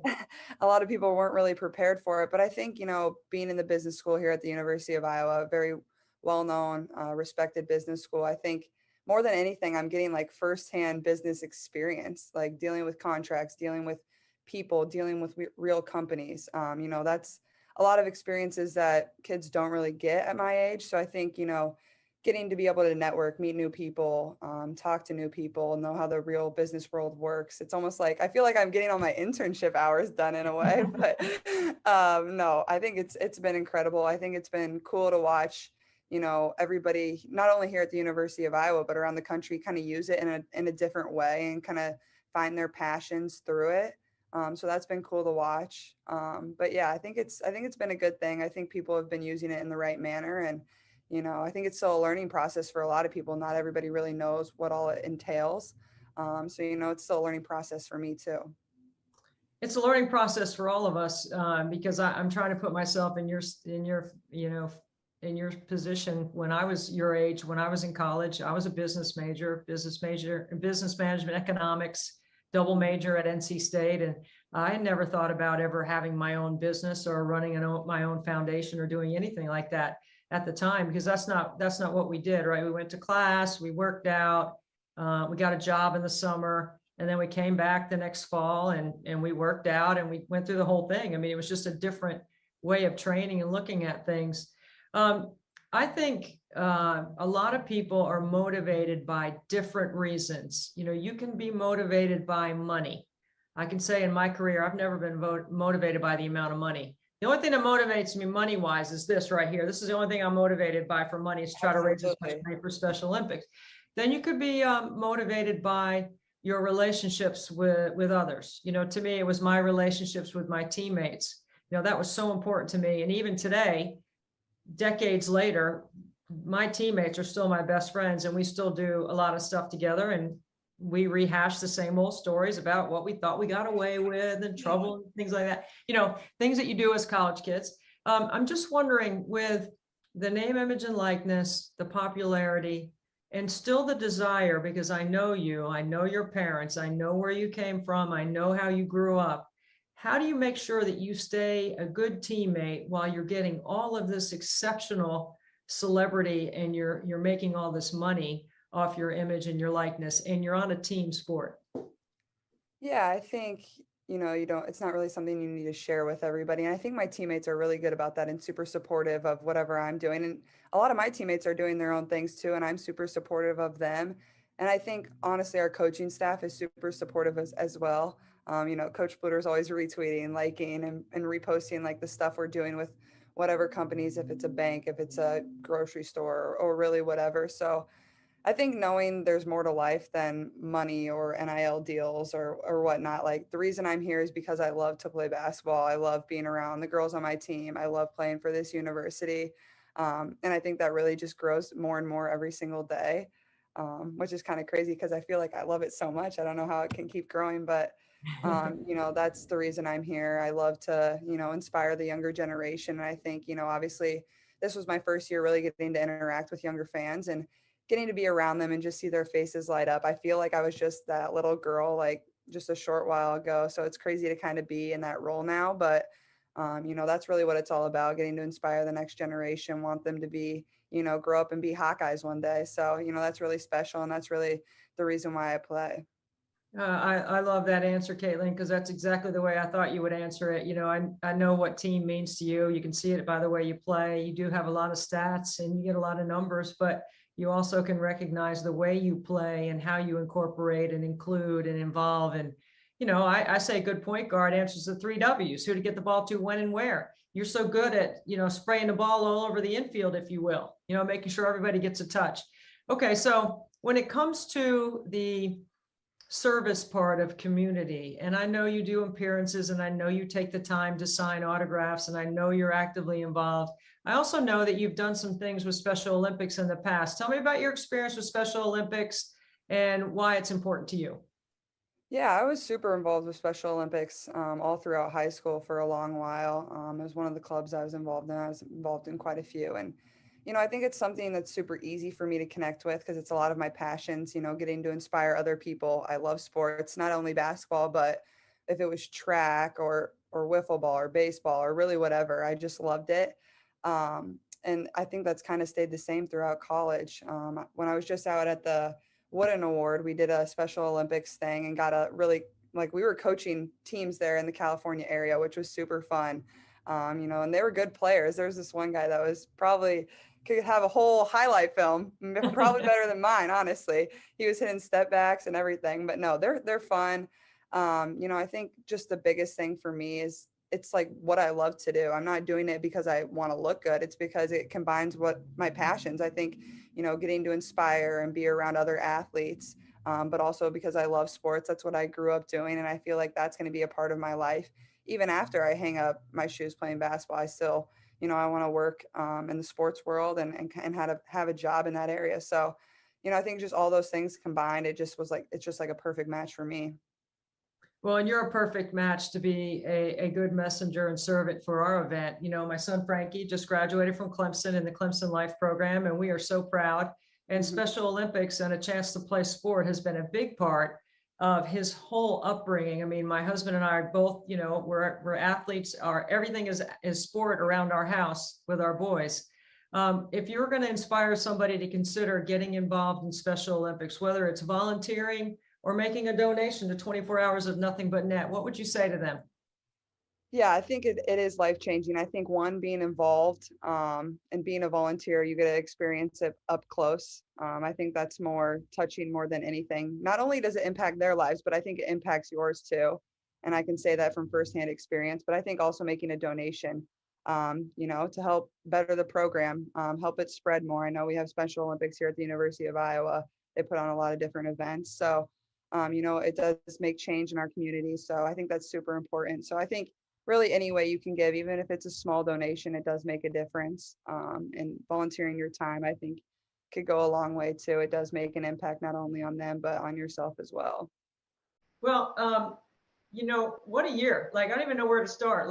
When people come up to you all the time for your autograph and your photo, and you always grant them that, what's it been like? Your celebrity is off the charts.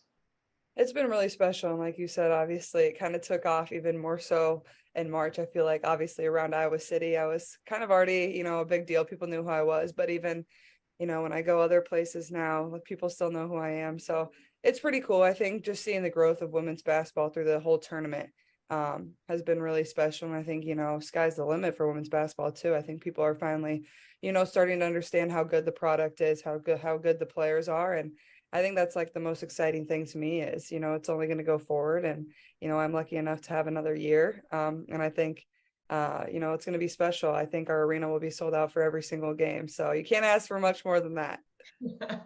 No, you can't. And as a matter of fact, you guys had to stop selling season tickets because you sold out the full allotment. It's very exciting. All right. So there's a lot of places we could go. And it's just so fascinating to watch what you've been able to do. I think that in my own little world, I have three major really four, and you answer all of them. Hashtag ticket selling player. Hashtag shoot till your arm falls off. Hashtag the product is the narrative. Hashtag 3 W's of a good point guard. Who to get the ball to, when, and where. I mean, you got it all, Kate. You got all of it. It's so cool to watch. No, yeah, I think those are the biggest things. And I like the last one. I think that's the most important as a point guard is knowing when to get your teammates the ball, where to put them in a position to be successful. And I know we've talked about that a lot, but even Coach Blutter, that's important. You want to be able to set your teammates up for success. And, as a point guard, you kind of got to be the extension of the coach on the floor. So I think that's something I've kind of learned over my career, not always needing to make the home run pass or the hero shot. Just take the easy one sometimes, but also, set your teammates up for success. You draw so much attention yourself. And obviously this last year, Monica drew a lot of attention on the block. There was just opportunities to create for maybe Gabby Marshall, Kate Martin, McKenna Warnock, players like that, where you can set them up and be successful. So I think, being able to understand that is an area I've grown into, but it's something that's really important as a point guard. You handle the PR around your situation in your team as well as anybody, maturity beyond your years, honestly, because you always think team first. Where does that come from? I think, honestly, more than anything, kind of my parents and just kind of how I've always thought about the game. I think, I always say I'm lucky enough to play a team sport. And once I, realized you don't have to do everything yourself, that's when I started, really playing my best basketball. When you realize you got 4 other girls on the court at the same time as you, and you can always rely on them, it takes quite a bit of pressure off yourself. And I think I also realized, I wouldn't be the player I am if it wasn't for, the 4 other people on the court at the same time, but also, the other 10 that are out sitting on the bench, and obviously the coaching staff too. But, my teammates are also my best friends, so it's easy to give them a lot of credit, and, they certainly deserve it. And I think that's what makes us so good, is we have such great chemistry, not only on the court, but also off the court. We're each other's best friends. We love spending time with each other. Most people are probably like, how do you guys not get sick of each other? But, we truly love spending time with one another. And I think that really shows. I think it shows the trust we have with one another, the ability, to hold each other accountable and know it's coming from a really good place. And, that's really important if you want to reach your goals. And I think that's something, over my 3 years that we had to improve in, to be able to have the year like we did last year, is, trust and accountability. That's very important for your team to go far. And that's an area that we took really seriously. And you guys work at it, and you can see it, because it could be very easy for things to get divisive, because here you are, you get all the credit, you get all the celebrity, everybody wants your attention, and some of the others, you've always included everyone. And it does take work to do that. It's really a study in team chemistry for sure, because on the women's side, we usually don't have that. You usually find some drama somewhere, but you guys don't seem to have any of that. So that's a good thing. All right. So winning and sweeping all the National Player of the Year awards, where is all your hardware? Like, you have nothing in your background. Where do you keep all your trophies, plaques, all your medals, all the things, your academic All-American award, all of that? Yeah, honestly, most of it's at home with my parents. I think they've just put it in a closet downstairs for the time being. I know my mom had to get like a storage unit because I was accumulating like so much like clothes and trophies and just a bunch of stuff. Like, obviously when you go to the NCAA tournament, you're getting a lot of stuff there too, just like memorabilia and things like that. So she was tired of me just stacking it all in the basement of my house where I grew up. So she had to get me a storage unit where I've been keeping all of it. So I know hopefully like one day when I have my own house, I can, find somewhere cool to put it or something like that. But I know our office here at the University of Iowa, like our women's basketball office, they get replicas, and I know they're building a new trophy case to, put all the stuff, not only of myself, but Megan Gustafson, Coach Bluder's Coach of the Year awards, and obviously we've had a lot of really, really good players, a lot of academic All-American awards through our program. So I know they're working on a new trophy case to be able to display all those awards from, Coach Bluder's time here. But even before that, obviously, we have a great tradition. Coach Stringer had a lot of really good players. So being able to display all that stuff will be cool in our offices. But yeah, I don't have any here with me. I made my parents take it off my hands and kind of made it their problem for the time being. It's a nice problem to have, and I'm glad Iowa is going to showcase all the awards. So I want to ask you about this, because my coach, Kay Yao, used to talk about this all the time.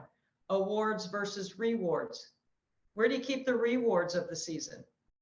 I feel like those are more so like my memories more than anything. And I was looking through some pictures, I think just like 2 days ago here, and I was just like, oh, I just would do anything to go back and live in that moment, like just for an hour, just because one, it went so fast, but I knew that at the time being, so I was just trying to soak it all in. But also, I mean, you never know if you're ever going to get back to that point. It's one, so hard to get there, and two, really, really hard to get back. So I was looking through some pictures, and I was just like, man, those were some of the best moments I probably will have in my entire life. Obviously, I'll have quite a few more really good moments, but being able to share that memory with, certainly our 5 starters that were with each other for 3 years, but also, Coach Bluder, she's been at this a while, so she really deserved it, and she worked really hard to get to that point. So, I'd do anything to go back for a couple moments, but we made some really, really good memories. I was just thinking the other day, like, I just want to go back and rewatch even some of the games, because it kind of takes you back to that moment. So I think those are just kind of the memories more than anything that you'll keep for forever. And obviously that means more than, an award sitting in my parents' basement. Okay, so I was just there at the University of Iowa for the 50th anniversary of Title IX, a huge celebration on the court in Carver Hawkeye. It was really amazing. The arena looked unlike anything I'd ever seen it. And somebody asked me this. I was on a radio show and they were asking me about you and about Iowa. And I said the only time in my college career at NC State that we ever got on a plane and flew to a game was to go to the University of Iowa and play in a tournament. That would have been obviously before you were born, but it would have been a long time ago. And I just think about, at the 50th anniversary, I didn't hear a lot of stories about, pushing the rock uphill and driving the van and washing the clothes. I heard more about alums celebrating the success of all the student athletes at Iowa and how they just feel like there's a huge advancement and a huge wave coming. What was your sense? Like, what did you feel about that whole weekend with all those alums from all different sports being on campus, knowing that Iowa has always had a very historical presence in the women's game and women's sports in general? Yeah, I felt that same thing, and it was obviously a super cool moment. And I'm really grateful that the University of Iowa had that event, and we've been celebrating 50 years of women's athletics here for the past year. It started with a walk last May, where we started kind of the kickoff of it, and it's been celebrated all year long. So I was able to meet quite a few alumni that are just kind of in awe, not only by our team, but of the women's athletes here right now at the university, and just how far it's come since their time here. And I think more than anything, it's not, well, we didn't have this, it's just celebrating what it is now. And I think that's the coolest part is, they kind of paved the way for us to be able to play on this stage and have the opportunities that we do. So, I was able to meet quite a few people, not only women's basketball players, honestly, more so field hockey, golf, soccer, swim and dive, just, a bunch of different athletes that, competed for the University of Iowa and came back to celebrate, how great women's athletics is, here at the University of Iowa. So, and obviously, it wouldn't have been possible without Dr. Grant and what she's been able to do and celebrating her over the past year. So, I know she would be very proud of where, women's athletics is at the university right now. And I think the most exciting thing for me is I still feel like it has so much room to grow. I think we averaged 11,000 fans this last year, but our attendance will probably be at 15,000, average next year, hopefully, if it's sold out every single game. But, even our gymnastics team had record number attendance. Our field hockey team is one of the best in America. Our softball team is playing really well right now. So, I think it's just exciting. And I think, one good team rubs off on the next because, our teams are very close here at the University of Iowa. So I think when you see the success of another, that just motivates the other team. So I think that's a cool part of it too. So how are you? Like, how's it going? Everybody is all Caitlin Clark all the time, and rightfully so. And you've handled everything with such grace and class. You're such an incredible ambassador for the game. But how are you feeling? It's been fun. It's been a whirlwind. I think everything has moved so fast. And obviously, like, I decided pretty early on that I was going to leave college. So I feel like I was maybe the most prepared of the people that got drafted, of like, my life's going to change and having closure with the season ending. But then also, like, we played until the last possible moment of our season. And then the Fever had the first preseason WNBA game. So I think I maybe had the shortest turnaround time in the history of the WNBA. But that's what makes it fun. And also, like, nothing better than just going out there and playing. That's the best way to learn. So I've been thankful for that. And obviously we had our second preseason game already too. So, the next time we take the court, it's going to be the real thing. So it'll be fun. It's exciting. Everything is exciting about the league this year. And, I've heard Lisa Bluter say this a million times, Caitlin's light shines on everyone. It is true. Your light has shined on all aspects, and any way you want to measure the W in women's basketball right now, you seem to have the common denominator. How do you manage all of that on a day-to-day basis? I think having a team and support system around me that helps me with a lot of this stuff, whether it's my agents, whether it's my parents, they take care of a lot of that stuff. So I can, keep my main focus on basketball and being the best player that I am. And then obviously during college, it was, basketball in school and getting my degree. So I feel like that's been very helpful, but also, like, I just try to remind myself how lucky I am to, like, be in this position, how fortunate I am. Like, to me, it doesn't feel like a chore. Like, I just try to soak in every opportunity that I have and get to enjoy it more than anything, and not take it for granted, because it goes fast, and, a lot of people would kill to be in my shoes. Well, I enjoy being around you, and I'm not saying that I was there at the beginning, because the beginning was way before I got there. But way before this incredible celebrity around you and this incredible job that you've done around the game, I am wearing my Clarkonomics shirt underneath here, because I am an economist at heart based on my NC State diploma. So I have to, throw that out there that, I've incredibly admired your ability to be this huge disruptor in our game. And that's a positive, because what you've done is you've made people change the way they think about the game, about the way they invest in women's sports. And, everyone can help solve our issue in the W by buying a ticket, watching the games on TV, buying merchandise, doing all those things. And you've helped push people that way. That's why I call you the great disruptor. You're a marketing genius. You got a degree from Iowa, from the Tippy Business School. You're a smart kid. What do you think about that? Yeah, I mean, I think it's been cool. It's been cool to see, like, I know like the city of Iowa City had done like some study that showed like our team, generated like over like $80 million of, economic benefit for like hotels, restaurants, whatever it was in the area, just because of the amount of people that were coming into town and coming to watch us play all throughout the year, which is like almost hard to like wrap your head around. Because like you're just going out there and playing a game you love, and then these people are coming to watch you. But like you said, like I think that's gonna be the reason that it helps the W grow, whether it's people buying tickets, whether it's the amount of games on TV. Like the Fever will be on national television, 36 of 40 games. Our first game will be streamed on Disney Plus, which is first ever time there's been a live sporting event on Disney Plus. So I feel like the different markets that we're going to reach, whether it's the older generation or now, like obviously on Disney Plus, like you're probably going to reach a younger generation there, whether it's young kids or young boys and girls. So I think that's the biggest thing, is just expanding the amount of the fans, whether it's young or old, male or female, that support the W. But also the biggest thing is just like buy the tickets, come to the games, sit in the stands. And you're seeing that obviously with, our game in Dallas was sold out last night at a preseason game. We had 13,000 people. So, tides are definitely changing across the board. It's not just for the Fever, but you're seeing it, at every single location of WNBA teams. There's people that have come before me. There's people around my time. I've been on the air now. This will be my 37th year calling college basketball on TV. It sounds like I'm old, but I'm not. And it is amazing because I've been in many years, I've been in gyms where they could hear you on the free throw line. So this is fun. I'm like, it's about damn time. I want to ask you something about one of the most selfless acts I thought you did all season.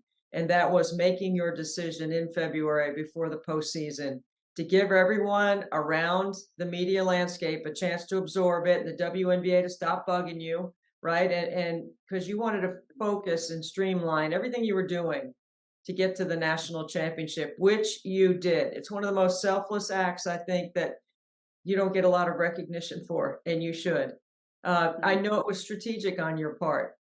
I know you love your teammates. Tell me why the timing of it was so important to you.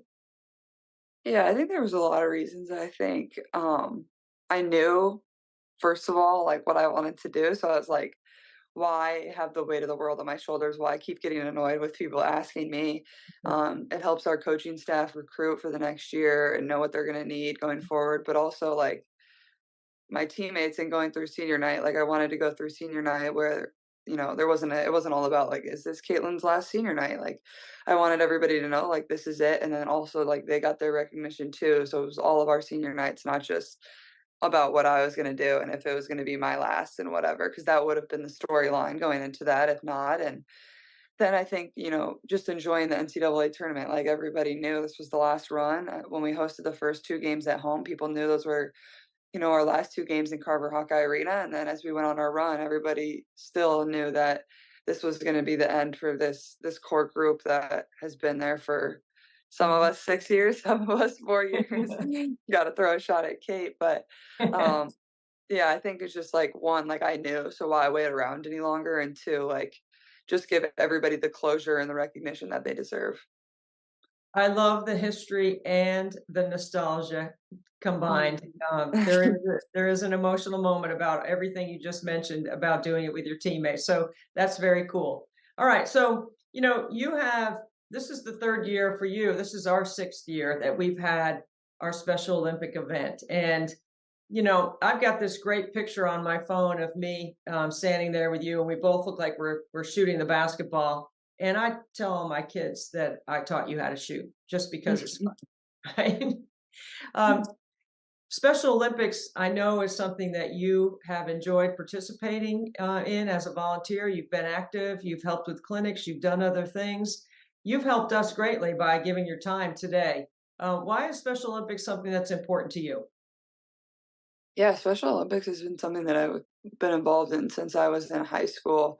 You know, I was always involved in it there, but I think the biggest thing is like for me, like sports was always a part of my life growing up. And I feel like that's something everybody should have an opportunity to do, no matter what sport it is or what level you're playing on, or, you know, how much you love it or how much you are invested in it. It doesn't really matter. I think it teaches you so many lessons outside of, you know, whether it's basketball, whether it's soccer, football, whatever sport it is. I think it teaches you so many lessons about life. But also like it's fun, like you make friendships, you get to do something that's active. So I think those are the biggest things. Like it's an opportunity for everybody, no matter, you know, how old or how young or, you know, whatever it is. And then also I think like it just teaches you so much. I think that's the biggest thing. Like for me, sport has brought me my best friends, and it's also taught me a lot about myself. It's taught me a lot about ways I can navigate challenges through my life that don't have anything to do with, you know, sports, specifically basketball. And that's things that I'm forever grateful for. And I think everybody should have those opportunities. I 100% agree with you. That's exactly it. What we're doing is providing funds so that these athletes can train and organize and compete and socialize, just like what you just described. They don't have the ability to organize on their own. And that's why it's so important that people donate. We're going to cross the $1 million mark in 6 years for Special Olympics, which, you know, I mean, when I first came up with the idea, I didn't even know if I could complete the task, to be honest with you. But the fitness is real, Caitlin. I mean, somebody told me aging's a privilege. I don't know. Struggling. You got to get training. Come on. I've been training. I've At been least doing you don't have a broken finger anymore. No, that's right. Last year, my finger was broken, and that was the best shooting percentage I had. And I think, you know, like it's self-correct and muscle memory, right? That's what shooting is, right? With your legs and all that. So, I mean, I'm just grateful for your time. I mean, I love spending time with you. I think you're cool to hang out with. I don't think people know the other side of you as much as I've had a chance to experience. And I can't wait for the summer. I'm looking forward to it. Me too. Thanks for having me on. I appreciate it, and can't wait for the summer with the Fever. Yep, go Fever, go Caitlin Clark. Thank you for your time. You're so generous, and we appreciate your friendship. Of course. Oh yeah, there she is. Can't believe we get Robin Roberts. This is absolutely amazing. Thanks, Robin, for 24 hours, nothing but net, for being on our live stream with us once again. Always look forward to being with you, Debbie. And I'm just so incredibly proud of what you continue to do year in and year out. Your consistency is just incredible. A real testament to us all. Well, you know, once we hit that certain number, you got to keep staying active. And there's no better way to stay active than doing something with a passion and a purpose like Special Olympics, which has meant so much to our family. As you know, you helped us cross over 1 million. We are very excited about entering into the space of a 2nd million, which is not anything I ever thought I'd be saying. Well, I'm about to say, what when you originally started this, I mean, and it is pure, your passion for this and your purpose for this, but did you have any idea that we would be here talking about your 2nd million? Already got the 1st million, but you're working on the 2nd million. No, I mean, it was a crazy idea, right, Robin? I mean, a lot of people shook their head like, what are you going to do? And I'm training so hard to be ready to do it at such a high level so the story can be better.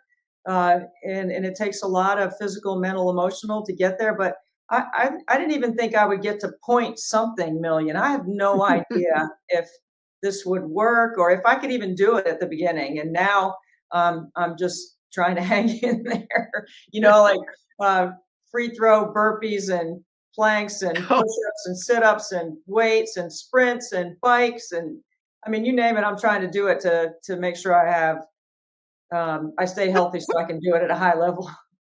I know you're supposed to be interviewing me, but I want to talk to you. What's the hardest part? What's the hardest part? The bike is always challenging for me because I'm really pushing it on there, so I have a Bowflex bike. It's similar to the Peloton, same thing.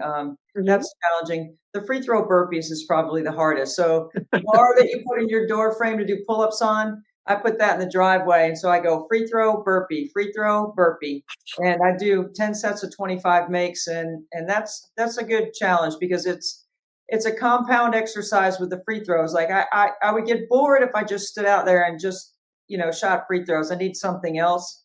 And everyone's doing, high intensity stuff and, different than when you and I play. Like the training and everything is so different. So I try to steal a little something from a strength coach here or there, or find an activity that might be a little more challenging. But I'm definitely doing more weights than I am doing, cardio or running. That to me, like strengthening my lower body is really important. Yeah. It's crazy, Robin. What was your free throw percentage at NC State? I'm just curious. You know what?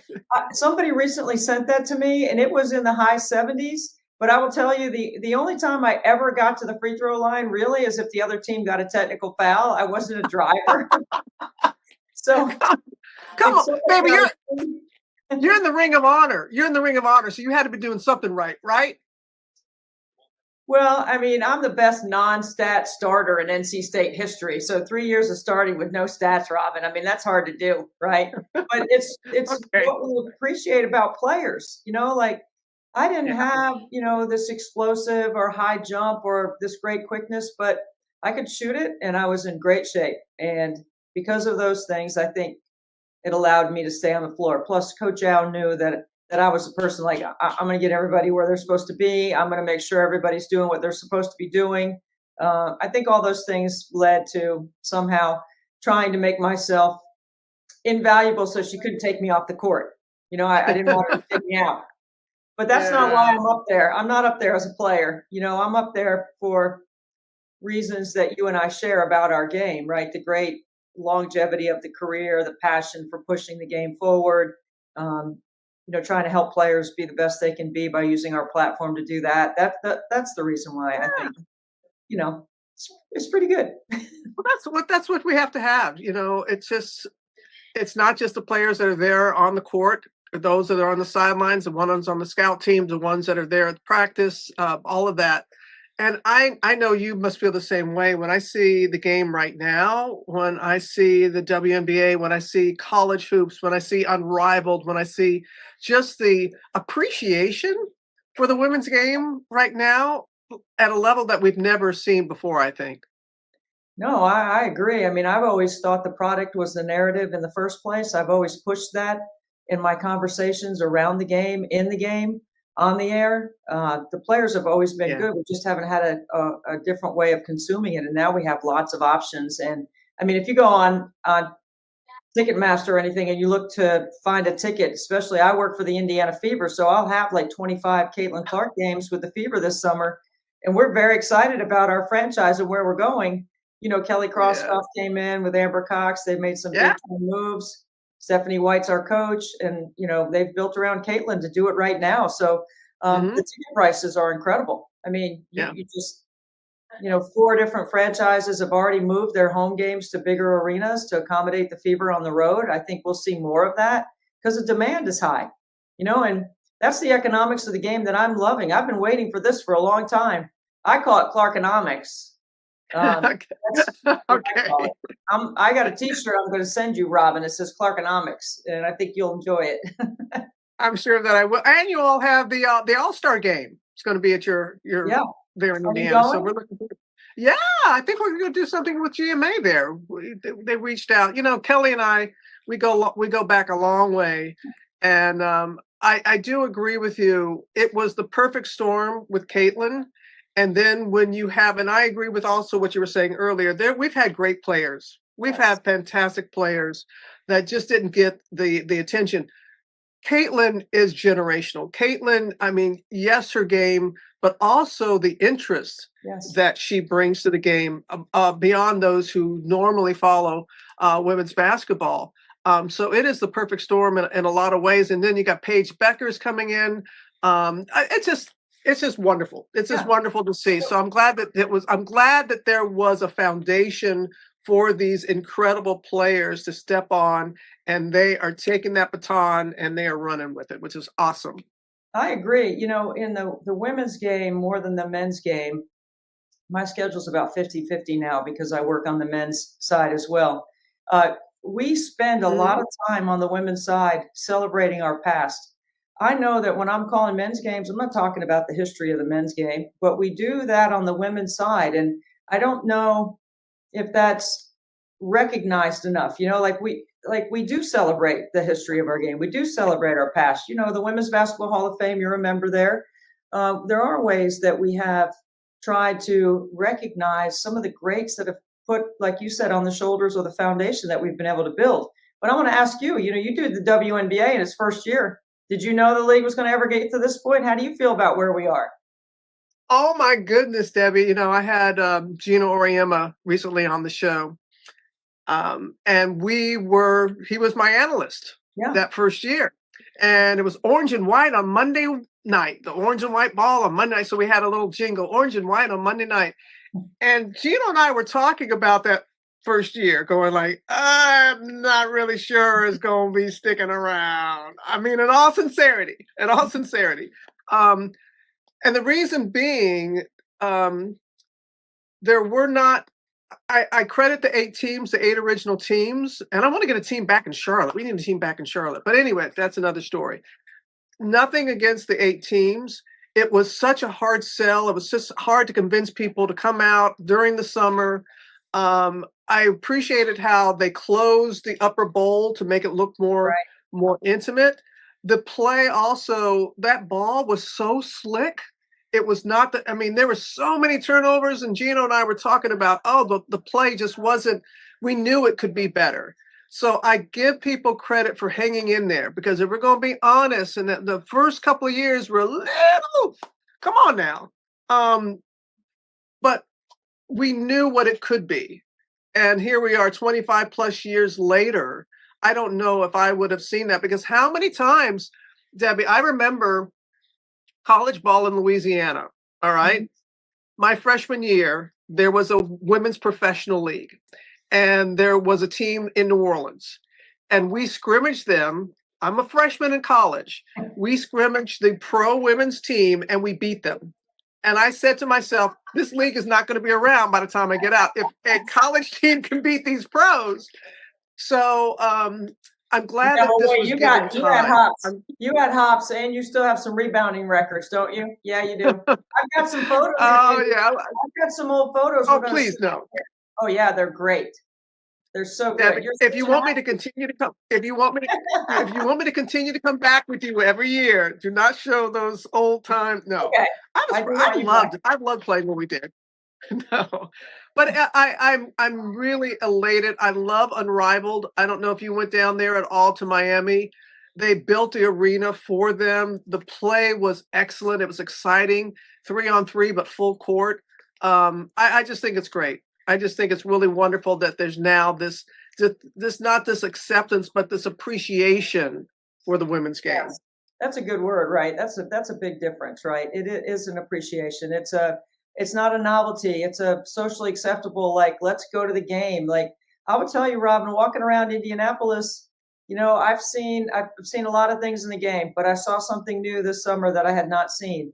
I'd see like 4 or 5 dudes with a Caitlin Clark or a Leah Boston jersey on that would look like in their late 20s, early 30s, hit the bar on the way before the game, when you come out of the arena, hit the bars and there are jerseys and there is paraphernalia and teams. And like, I never saw the guys like that demographic, which, you know, makes me really happy. Like when I see it, I almost want to pull up and buy them around, you know, because it's kind of cool that they see it like it's cool. It's not it's not a question mark now. Why are you wearing that jersey? We all know why you're wearing it. You know, Gino said the same thing, because when I interviewed him, it was right after they had their big parade in Hartford. And I said, well, you know, how do you see the women's game right now? And he was saying back when they couldn't even get, you know, 5,000 people or less to come and see a game of theirs. They're completely sold out. But he talked about the very thing you just said, Debbie. He said you could not get a grown man, any man, to wear a woman's jersey. And at the parade, that's all they had, all the jerseys on. And it's been like that for several years. And that is the big difference right there. I remember the Women's World Cup soccer, people having, seeing these guys in the stands with Mia Hamm jerseys and painting their faces and doing those kind of things. So it's great to see that it's really crossed over as it has. Yes, that crossover demographic was one that I always felt like we needed so badly, because then it enters into a whole other realm, like I'm not advocating gambling, but the sports betting industry has been good for women's sports because it does put a spotlight on 12 teams, now 13 teams in the league. It's easy for people to follow. There's more ways to consume it. And like I said, I'm not advocating for gambling, but I do like the fact that, ESPN Bet, like I provide commentary on that show, and I don't pick the winner, or I don't tell you what, but I'll give you 3 or 4 reasons why this game will be good. And it just puts more content in places that we really haven't been on before. So I think there's so many new avenues and creative ways to present our game that is very exciting. I know you're in the forefront of all of that. So thank you for lending your name and voice to all of that early on to help us get here. Well, I'm very happy. I was very happy to do it then, happy to do it now. And I'm just excited. I'm excited to see the growth of the game and where it's going. And I don't know how you do it, Debbie. I don't know how you've got a lot of balls in the air, but yet you still make time to do this every single year. And I know what a heavy commitment it is and how you do not take it lightly. And I love the press that you've been getting in recent years, because at first everybody's like, what's going on? Oh, that's cute. And then they see how you train. And then, you know what? You're bringing eyeballs to Special Olympics. And again, I love how you say when you combine your passion with a purpose like you have. And I have been somebody that have been, involved in Special Olympics as well. And I got to just say, thank you. Thank you for the attention that you're bringing to it. And so how people look forward to this every year, and just the amount of money that you continue to raise is just astounding. Well, thank you, Rob. You and BMAC. I mean, oh my God. I'll give you the slow clap. The slow clap for you and BMAC. BMAC's the man. He loves past Christian. I can tell you that.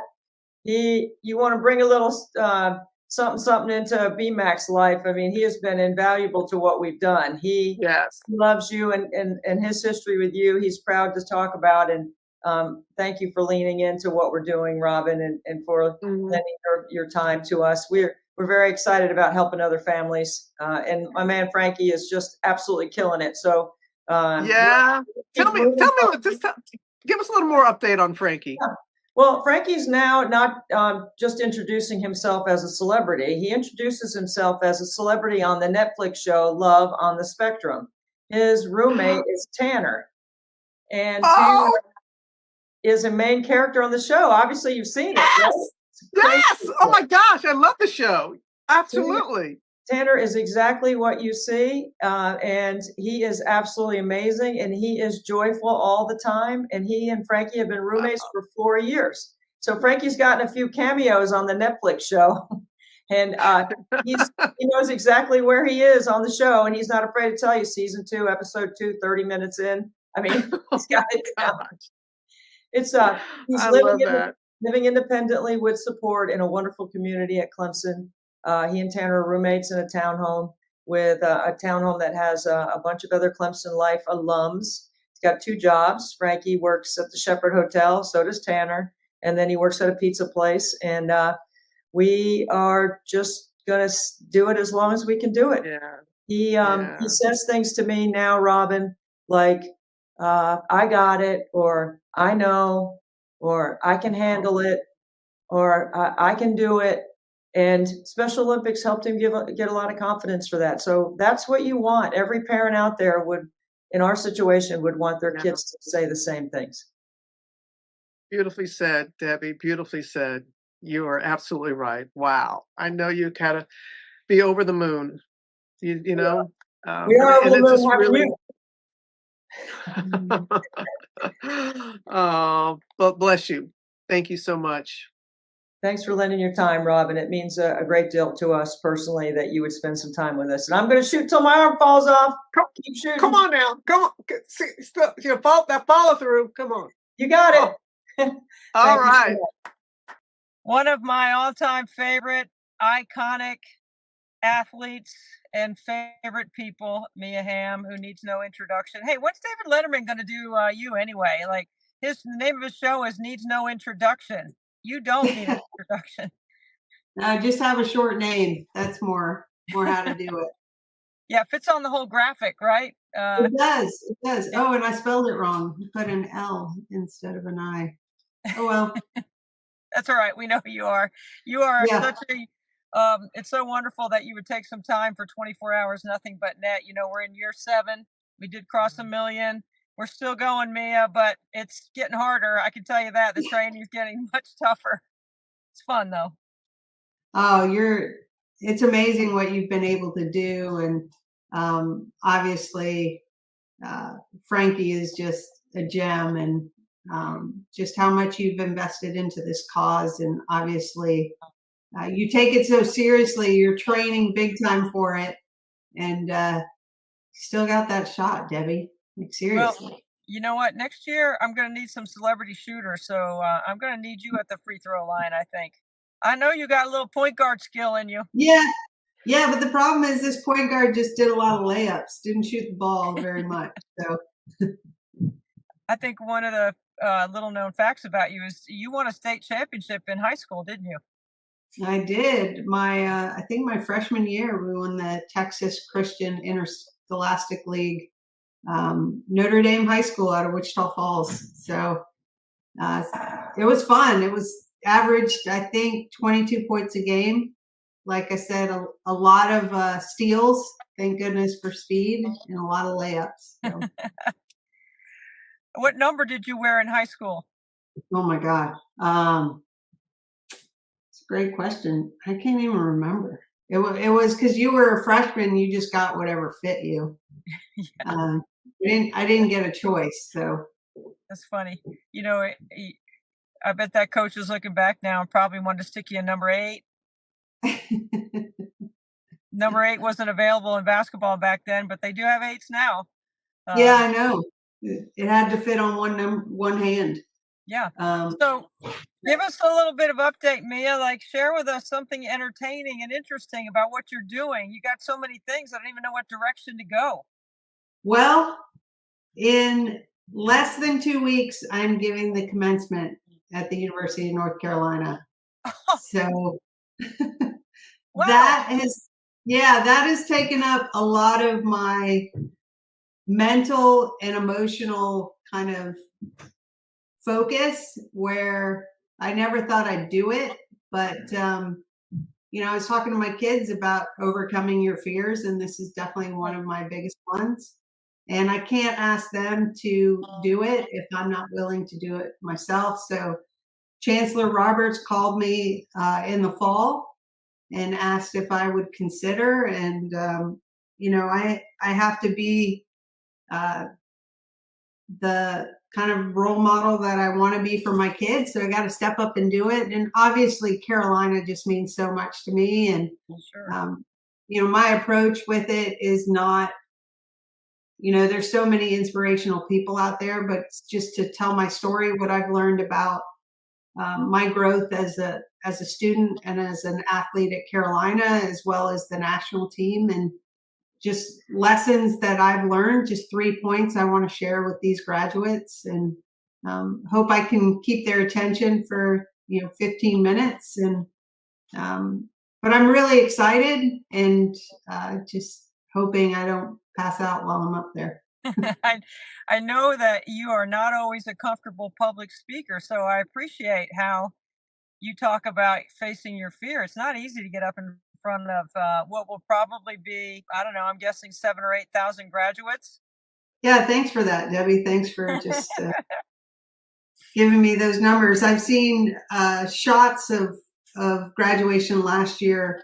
So yeah, it's going to be a lot of eyes, a lot of ears, and just, like I said, hope the people that I mention in the speech, that I make them proud. And, it's a way to kind of give the lessons I've learned in life, and hopefully these students, as they embark on the next stage of theirs, can find a little bit of grounding and inspiration through it. Well, I humbly say I gave commencement at NC State in December of 23. So I didn't have the full graduation. I had the fall graduation. And I know what you're saying about, your love for North Carolina, my love for NC State, and trying to share what you've experienced. Of course, I'm not sure that Chancellor Woodson looked at my transcript before he invited me to speak. I'm sure he did not. You'd have to dig deep into the archives and probably the microfiche, pull it out on something. I don't know. But it was a humbling experience. And for me, Mia, when I put on that academic robe, that they wear, and I didn't have to wear the head thing, so I was glad of that. But to put the robe on, it was pretty cool. I mean, I was really emotional about it. And then when we were done and we go in the back, and everybody's taking their robes off, I was the last one to take it off. I really didn't want to take it off because nobody would have ever thought that me and academics and all that would have crossed. And I just took a lot of pictures in it just because it could be a really good Halloween costume one day for me. Yeah. No, I hear you. I think I'm going to try to enjoy the experience as much as I can. And like I said, it's a way to continue to thank this community that really meant so much to me, means so much to me. And even though these students obviously weren't classmates of mine, we are bound by this place, as Charles Kuralt said, what binds us to this place. And just happy to make that connection and honor these students, because that's probably the best advice I was given, was remember it's for them. And to celebrate them and just connect us in a way, and what I've been able to learn, and how you can always use your experience at NC State, Carolina, to help you as you move forward in life. Yeah. I guarantee you that those students are going to benefit from your time and all the heart that you pour into it. I had a couple of editors that made sure I had my points right and said it clearly. And I'm grateful for them, because I don't think I would have felt comfortable if I didn't have my people that I trust looking at, the edit of what I had planned to say. But they're definitely going to remember what you said. I bet there's not one kid in the audience that remembers anything I said. No, I hope so. People have been like, tell jokes. I was like, yeah, I'm more of kind of the dry wit humor. So I'll use that in there. It's a little more spontaneous. I said, but I've always been an emotional person and a little on the serious side. And I might never get this chance again. And so as I said at the beginning, I'm not trying to reinvent the wheel. Like, this is my life. These are the people and the lessons I've learned from them. And it was hard to pick three because there were so many. And then obviously being a parent, as you know, there are so many overlaps in terms of your life experiences and how you're trying to pass that knowledge on to your kids. And they've helped me really grow. My kids have really helped me grow as a person and kind of reflect and, change some of those lessons or have them apply in a different way, I guess, as someone that's off the field now. So that's probably my last point that I'm going to share with them is my growth as a person, the things I wish I was better at when I played and when I went to Carolina, and that I've really learned now being a parent, because your kids kind of ask that of you. I couldn't have said that any better. I mean, it is never about us as moms anymore anyway. It's always about the kids. And if you don't ever accept it or look at it like that, you probably have the wrong attitude, and your kids are going to suffer for it. But are your kids going to go to commencement with you? Will they be able to be there? No, they're actually finishing up high school. One might, but we're still working on that. But Nomar's going to join me, so I'm really excited. He's going to be there with me. As not just the emotional support, but just be able to share the experience with them. Yeah, that's cool. So give us a little update on the kids, if you will. Like, who's doing what, playing what? Just break it down a little bit. Yeah, no, 2 daughters graduating, so that's graduating high school, so that's kind of taken up a lot of time, and off to college next year. And then our son's just making his way through 7th grade, and he's fencing and playing a little golf, so that's fun. Outside of watching fencing in the Olympics, I've learned a lot. As he described it when he first started doing it, he goes, it's like playing with tag with swords. You're trying to touch the one person and not get tagged by the opposition in a real confined space. So a lot of fast footwork and agility. So it's been really cool to kind of go and watch him train and enjoy it. I mean, I pick him up 2 hours later, he's a sweating mess and just super intense, and he's loving it right now. That's pretty cool, doing something different. Like fencing is, North Carolina's got a great fencing program, don't they? Yeah. And like I said, he found it out, the 2 of us sitting watching the Olympic coverage, because like when the Olympics are happening, that is all I watch. Like flipping from all the different networks, and we came across fencing one time. This was not this past Olympics, but 4 years ago. He's like, wait, what is this? I'm like, oh, funny you should ask. One of the original Olympic sports. So, well, how's your golf game? Excuse me. How's your golf game? It's okay. I feel it's evolving, which is what I hope. I feel I have a better swing, better setup. But I love it. It's one of the only things I grind over now. And, as a competitor, and, the big thing about golf is, what I love about it is it doesn't care what you did the day before. Like, you could have played out of your mind, and, your swing and the game felt so easy, and you show up the next day and it's like, it's not even the same bag of clubs. And it's incredibly humbling. And at least in soccer, when I wasn't on technically, I could still work really hard. But golf, the harder you try, the worse you are. I swear, that's me in putting. No matter where I put the ball, place the ball between my feet, or what line I think, or how my setup goes, or I can't. It's not like shooting free throws, that's for sure. I can't get it right. I just can't get the technique down. I know, and it just doesn't. The setup. You think it's the same setup from the day before when you felt you were putting really well, and it just goes away. It can go away so quickly. But I love the challenge, and a lot of the times when you get to play, you get to choose who you want to play with. So it's usually, my husband plays, but just people you want to spend time around. So when I'm out in Chapel Hill, I'll go play with a couple of our friends down in Pinehurst. We're going to take a couple days and enjoy the time out there. Nice. Well, you have lifelong teammates. Your teammates are awesome. And I'm always intrigued by watching how you all galvanize together, group together, because they all love you so much, and you're such the alpha without being the alpha in that group.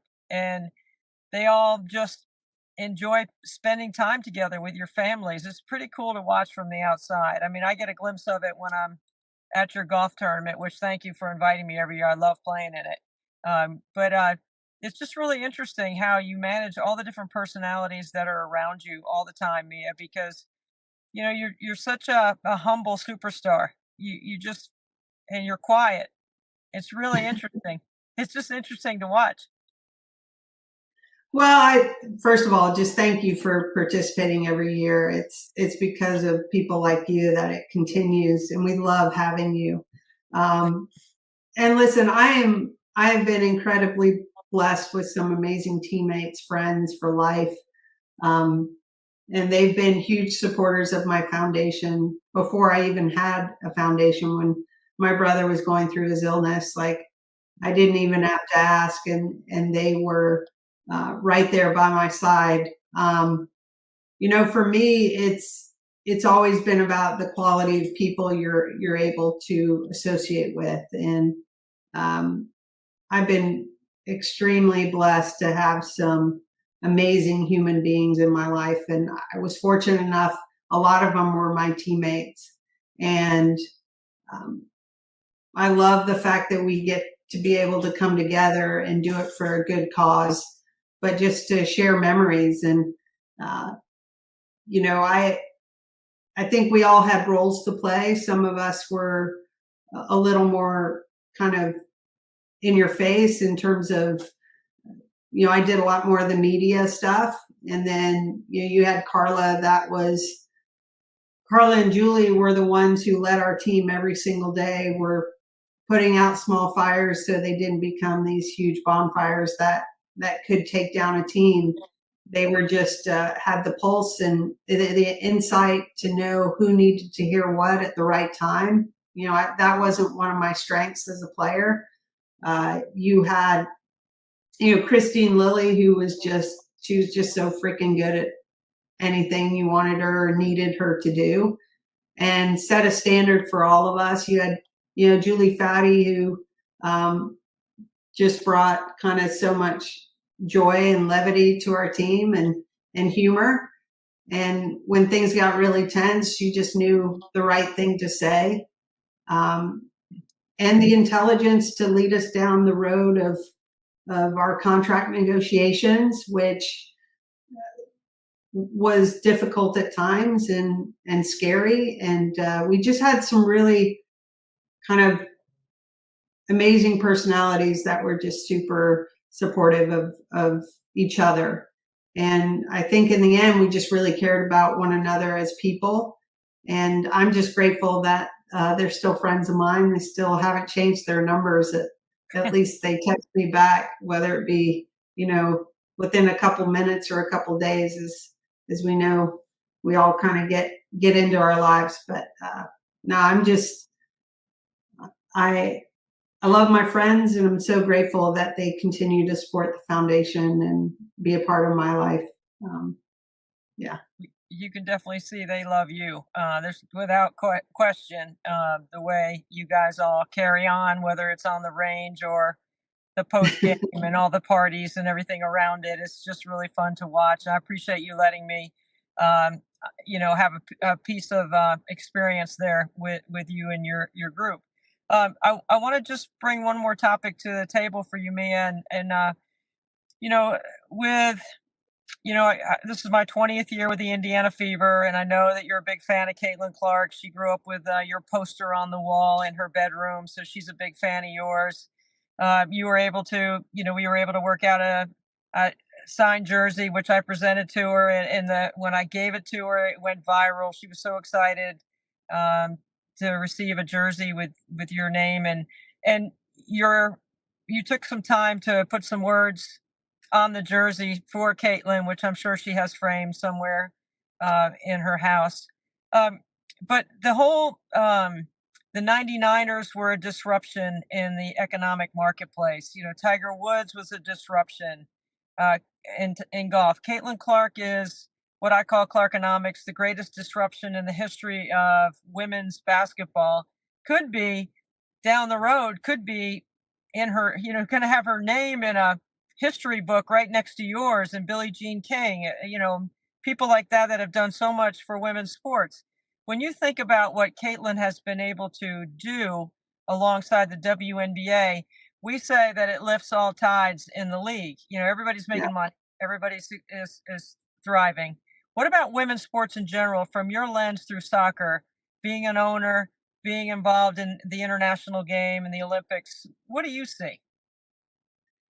I think it's been tremendous. I see, you know, it's been growing probably over the past 7 years in terms of visibility, but obviously what Caitlin's been able to do, and you know, the eyes that are now on the WNBA, but more so just women's sports. And like you said, when people get together, it's now kind of the benchmark in terms of where we look at where we are and where we can go.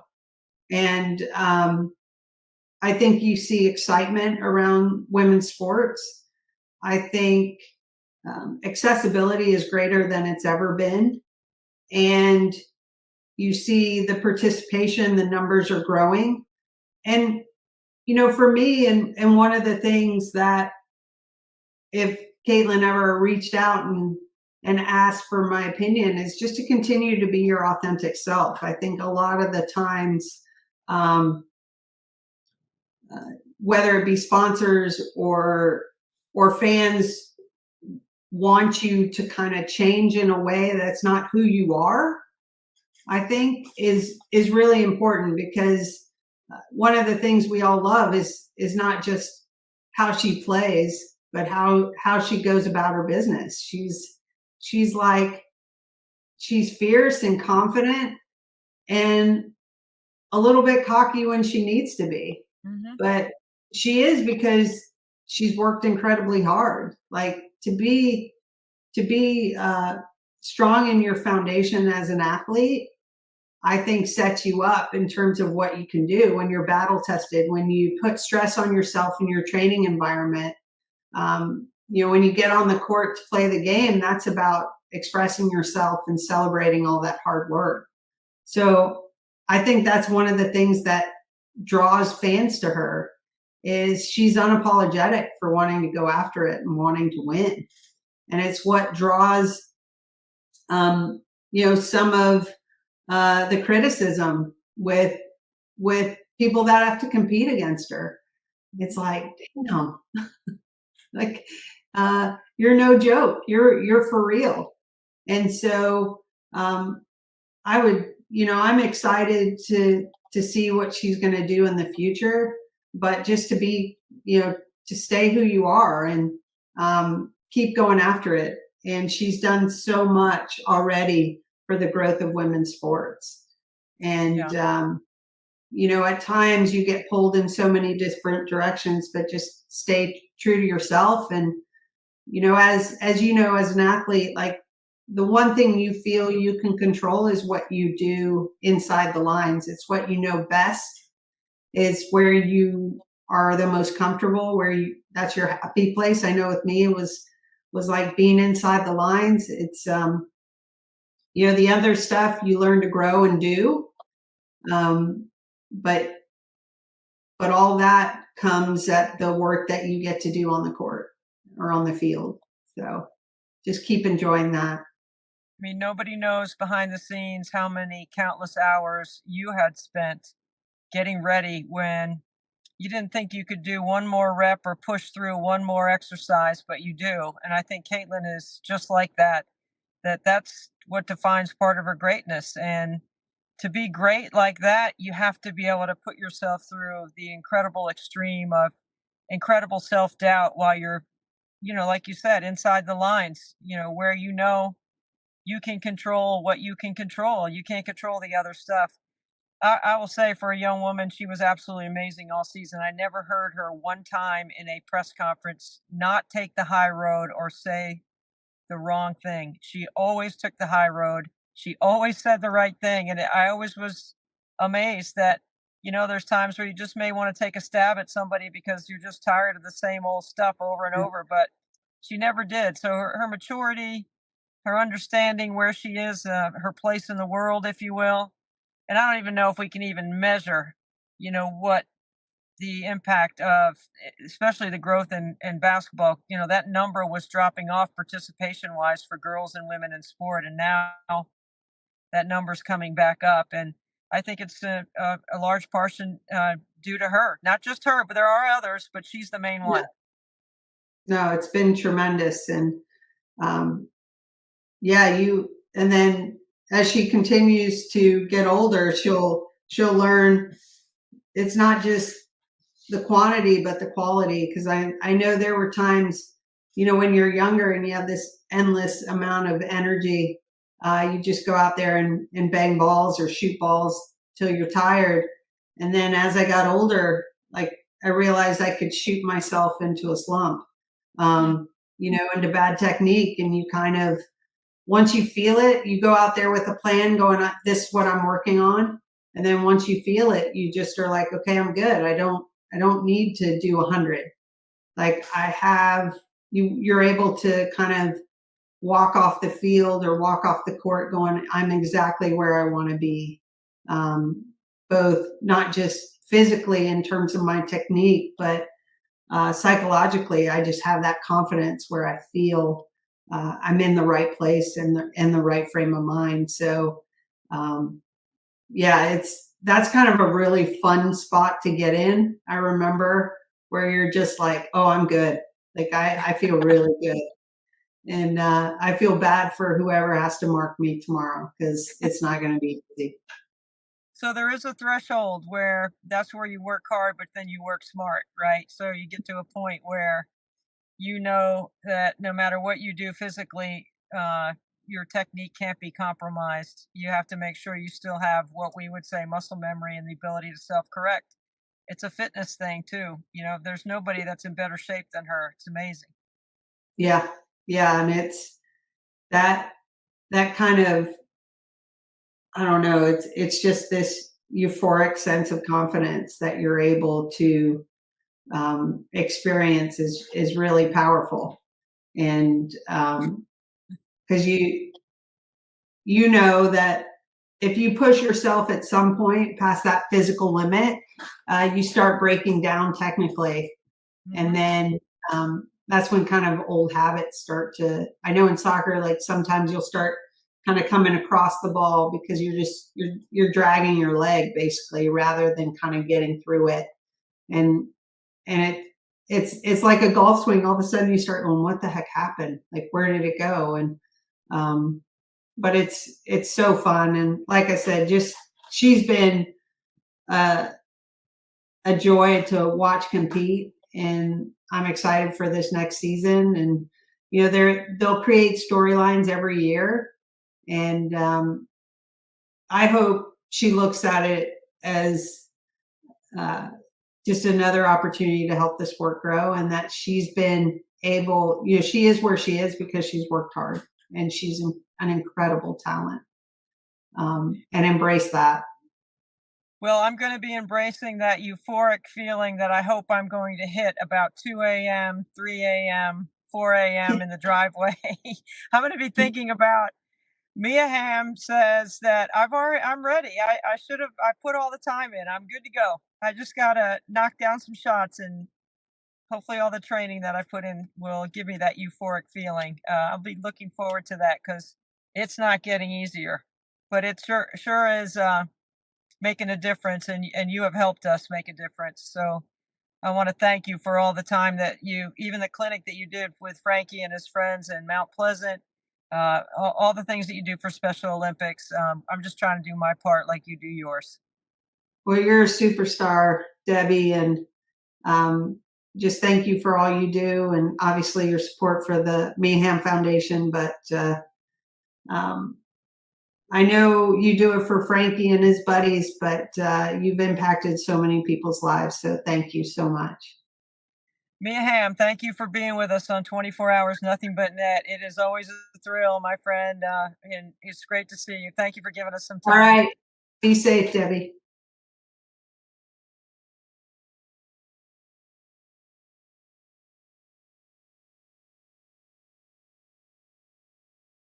Well, what a pleasure and an incredible treat to have the chairman of Special Olympics with us, Tim Shriver. Tim, what an honor. Thank you so much for joining us. Well, the honor is mine. I mean, if I if I could hit 1 or 2 free throws out of 10, I'd be happy, not to mention 100 an hour, not to mention for 24 hours. So I'm in awe of what you're doing on the court and off the court, and really, really proud to be able to lend my voice in support of this extraordinary gathering of people and collection of goodwill that the country, that our movement needs, but our country needs also. We do, Tim. And, we're just doing our little part here in Mount Pleasant, South Carolina. But this crazy idea has actually worked. And we couldn't be more proud of what Team Antonelli's been able to put together with all the people that have jumped in to help us. And it's not just raising awareness. We've been able to raise some money. I know people try to do fundraisers all around the world and try to help make a difference. We're just trying to do our small part. And it really means a lot that you would join us on the 24-hour live stream. Well, the thing, Debbie, is, like you say, small part, but I hope no one actually believes that. I hope everyone knows that this is, that everyone's small part is actually huge, that the small gifts we bring, when we put them together, can work across all kinds of walls and barriers and obstacles. The things we think we can't change, we sometimes think, oh, this is too big, or that's too difficult, or that's never going to change. It's only by small actions that we actually reverse that. I'm sitting here on the shoulders of my mom, who said at the end of her life, all I ever did was teach children with special needs how to swim. And in some ways, she couldn't have been more wrong, but in some ways, she was right. It was her small gift that made so many other people feel safe and comfortable and empowered to give their small gifts. And together, then that's when we become, no one does anything big on their own. We're all doing something small, but the small is big. That's my message. And I hope everybody who's volunteering, everybody who's giving, everybody who's joining in the live stream will recognize that by participation, you send out a message that we can make the world more inclusive, that we can break down walls of discrimination and bias, that we can open the doors of our schoolhouses and our community centers and our sports organizations and our places of employment and transportation and housing. We can do all those things. None of them are too big to change if we work together and each add what is small by ourselves, but which is big together. That's why you're the chairman of Special Olympics. You're the voice, you're the face, you're the one that helps sell in so many different areas and so many places around the world. You mentioned your mother. She's a role model of mine. I often think about her while I'm training because I know how hard it is to do what I'm trying to do, but I also know how hard it was to do what she did when she first started Special Olympics. Can you describe a little bit about the history there and what your mom has meant? Yeah, well, my mom grew up in a time when a person with an intellectual disability was a family shame. Most people would have hidden their children. Most people, sadly, many people gave their children up for adoption, which they thought was adoption, but was really institutionalization. But my mom had the great privilege of having grandparents who decided to keep their daughter home with them so she could grow up with her brothers and sisters. Rosemary, my aunt, who had an intellectual challenge, grew up around her brothers, Jack and Bobby and Joe and Teddy, and she grew up around her sisters, Kathleen and Eunice and Pat and Jean, and they all grew up together as a family. So my mother knew that her sister was beautiful. She knew her sister had gifts, and that the world said she didn't. She knew it was a lie, right? She knew it was wrong. And she didn't have to read it in a book. She didn't have to, come and study it in a course. She knew the world was wrong about her sister. So it gave her a certain fire, Debbie. It gave her a certain passion, prove people wrong who honestly she knew were wrong. So when doctors told her these children were hopeless, she said, that's not true. And when policymakers said, there's nothing that can be done for these children, there's no point in bringing them to school, she said, that's not true. That's wrong. And that kind of passion made her, when we moved to Washington, when I was just 2 years old, a couple of mothers called her and said, there's nothing for my child. And she said, not anymore, there isn't. There's something now. Bring your child to my house, and we're going to have some games and some activities, and I'll teach your children to swim. And that was it. It was just that impulse that built up anger, that built up love and compassion, that built up faith and humanity, and honestly, a natural love of sport. I mean, my mother, in the middle of the 20th century, grew up as a woman who loved to compete and who loved sport. She loved to swim. She loved to play football. She loved to play tennis. She loved to sail. But, You put her in any, just say, let's go out and rally for a minute. And before you know it, she'd say, I'm up 3-0. So she loved to compete. You know, I was like, whoa, I thought we were just rallying. No, the last 3 points, I've won them. So she loved to compete. And, you know, all those things came together to make it possible for Special Olympics to have, you know, for us to have the license, for the rest of us to join in. And as you said at the beginning, give our small gift. But it was, you know, it's each of us doing that. People are looking at you, Debbie, and they're going, wow, look at what she's doing. Wow, maybe I could do my small thing. Maybe someone's in 5th grade or 6th grade watching. And they say, maybe in my school, I could go out and shoot baskets after school with the kids who are in the special education program. Maybe I could sit with them on the bus. Maybe I could go down at the cafeteria and include them at my table. And then you've got small plus the small plus the small, and we got the big. That's what my mother really wanted. One of the reasons she built the Special Olympics movement on the backs and on the shoulders of volunteers is because she wanted average people to take ownership and participate in this movement, because she felt it was by bringing all people to the experience of seeing the beauty she knew was there that we could change the culture. You know, if it had just been hired hands, so to speak, then professionals would have taken over the movement. But she wanted all of us in, everybody's small gift to make a giant gift possible. Tim, I'm listening to you and I'm trying to keep the emotions in check, because just the description of what you call small things are things that as parents, what we want to have our kids to be included. You're telling this story, I'm sure it feels like it's the first time you've told it. You say it with such great passion and there's such power behind it, because we both know that everything that you said is absolutely true about inclusion. I'm looking at the corporate world today, and I'm starting, because now my advocacy has shifted from the IEP process to the employment process, right? With my son, Frankie, he's 25, and I'm starting to see a lot more diversity and inclusion and acceptance across corporate America. Even companies in their HR are starting to put together divisions in their human resources where you're making sure that you're employing people with intellectual or physical disability. How about the push there with what Special Olympics could do? Everyone knows about the athletic side of it, but what about some of the other things that Special Olympics can do? Well, you know, we've known for a long time, Debbie, that participation in sports, this is true of all sports, participation in sports contributes.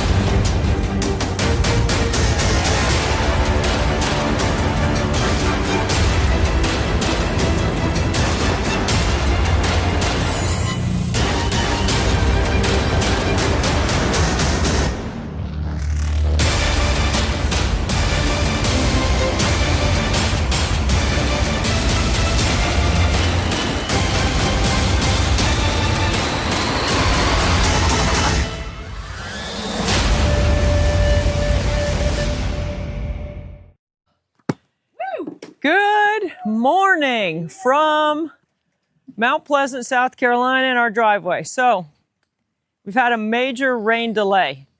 There's no way after the 4 o'clock shooting that we could shoot during the 5 and the 6 a.m. hours, because there was a torrential storm that came through here. And if you could see, tents are knocked down and stuff's all disheveled, and we're equally as disheveled. And so because of what's pending, we're going to try to knock out another 100 and then see what happens. So now the grounds crew has turned into the rebounding crew. And because there was so much rain and we had to plug and unplug so many things, we're not going to plug the dish back in right now, because I really don't want anybody to get electrocuted. And we don't want to bzz out the dish too. So we're going to give this a try and see how it goes. It is really gray. There could be lightning in the area, but we feel safe. As we can. Okay, so the way this is going to work is Sanchez is going to pass me the ball. And I'm going to try to make some shots. Okay?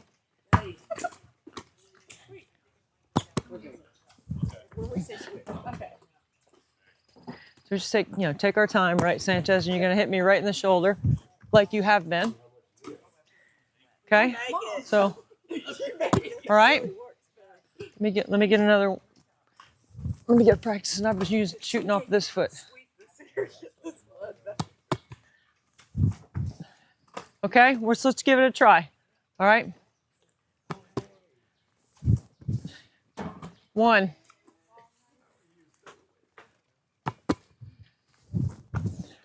2.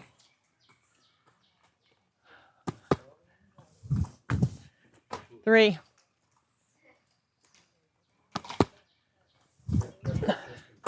4.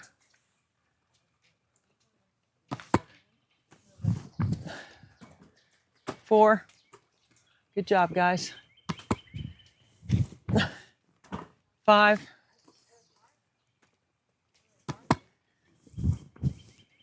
6.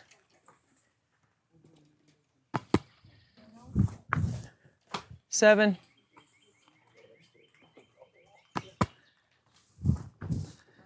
8.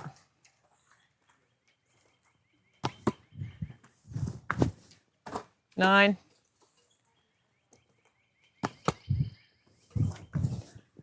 10.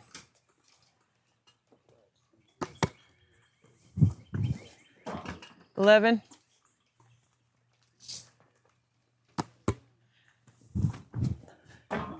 11.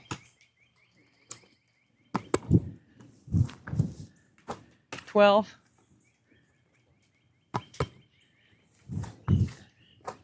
13.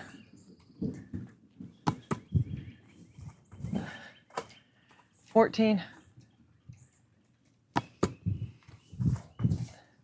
15.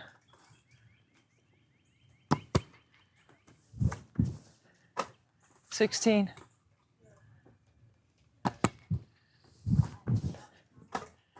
17.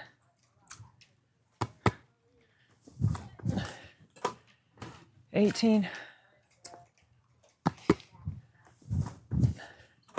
19.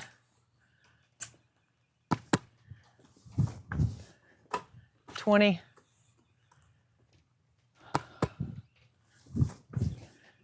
21.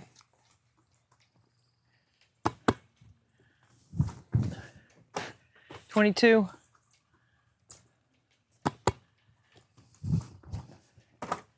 23.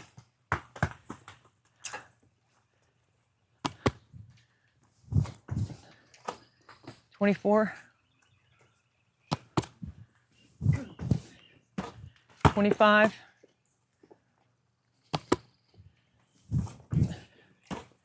26.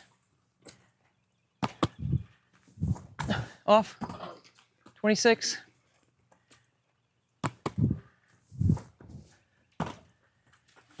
27.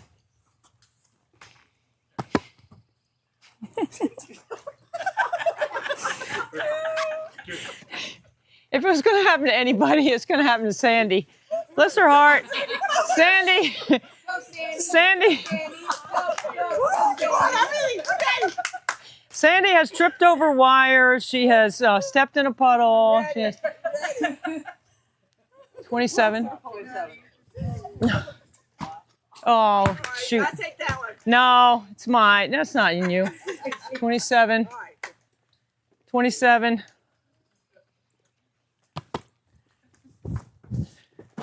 28. 29.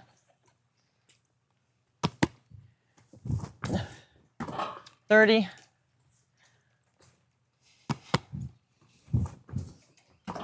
31.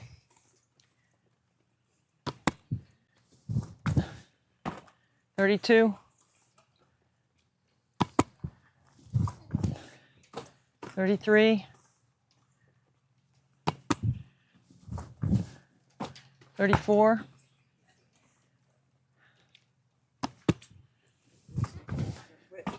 35. Oh, it's off. 35.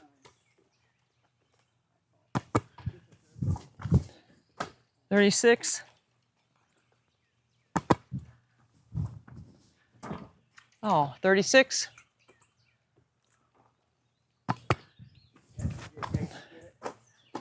37. 38.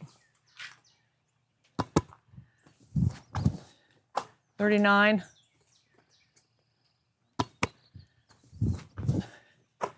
40. 41.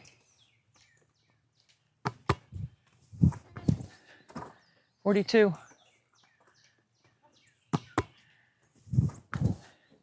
43.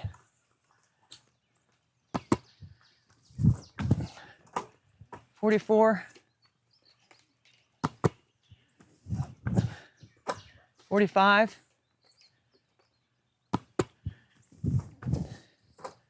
46.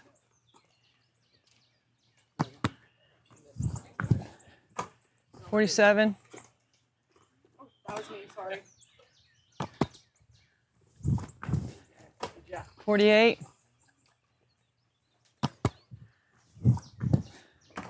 49.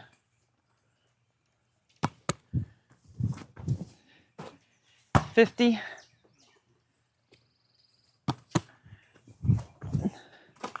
51.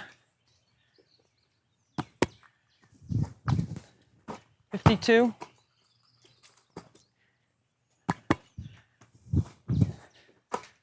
53. 54. 55. 56. 57.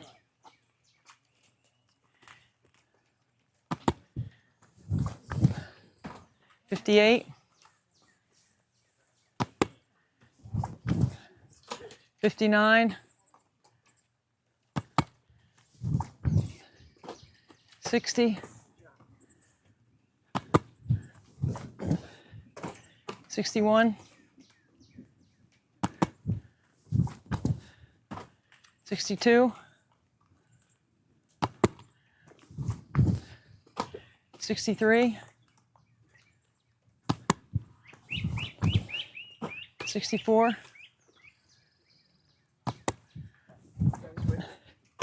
65.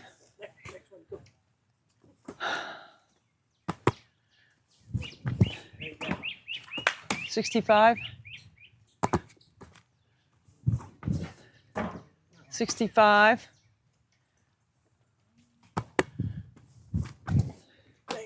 66. 67. 68.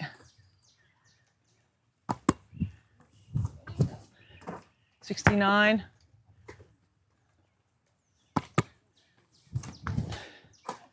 70. 71.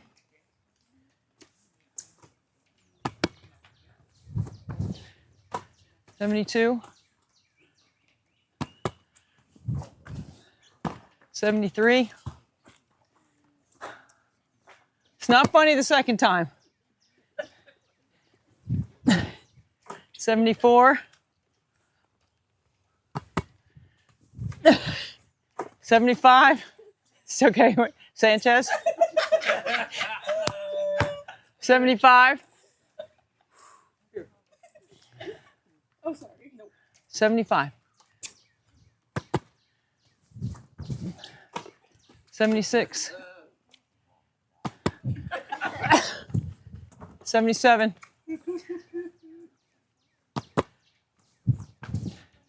78. 79. 80.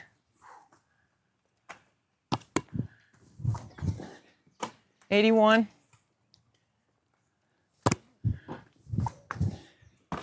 82.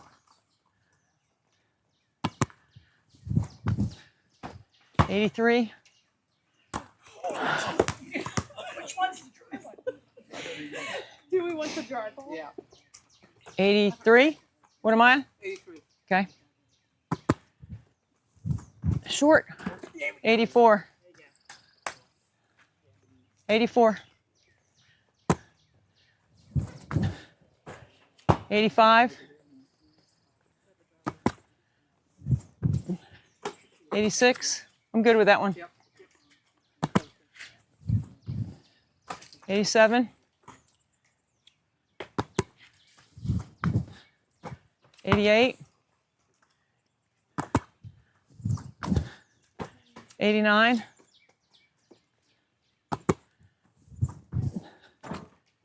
90.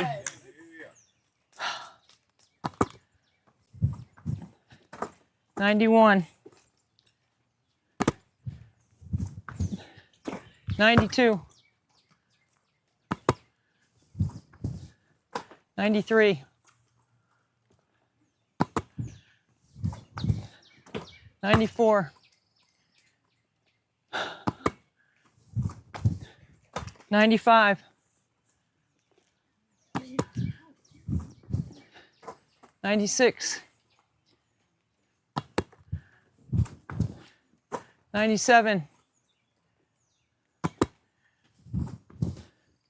98. 99. Okay. Okay. Keystone Cops. Let's okay, so we are, okay, we're gonna run a piece here on my buddy Mary Beth Norton and her son Alan, followed by Diane Richardson, the head coach at Temple.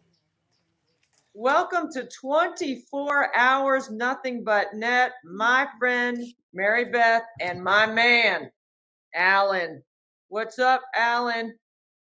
What's up? Hey, are you in school today or are you skipping? No, I'm going to go after this. You're going to school after Going this? to school after Cool. this. Yeah, your mom's Tell Miss pretty Debbie cool. what you have this afternoon that you can't miss. I have ice cream party. He has an ice cream party. What's your favorite flavor? Dark raspberry and cookies and cream. Cookies and cream and dark raspberry chip. Man, that is a good mixture. Do you mix them up or do you eat them one at a time? I miss them. Alan, I miss give me them some. Give me some Louisville love. Let me see the L's up. Get the L's up. So wear your Yeah, shirt you're baby. wearing. He's repping Patrick today. You got Patrick on? I Right see there. him. I love it. There's my man, Patrick. Yeah. Who's your favorite Louisville Cardinal? Chucky at phone away Smith. Chucky is my favorite player too. Did you get your picture with Chucky this year? No. No. Oh man, we should have got a picture with Chucky. Yeah. I was excited. Chucky, come on, come here. So I saw you at the ACC tournament. What were you doing at the ACC tournament, Alan? I was dancing with the UWU mascot. You were at midcourt during the tournament dancing with the mascot. Yeah. Can you show me a few moves right now? Come on.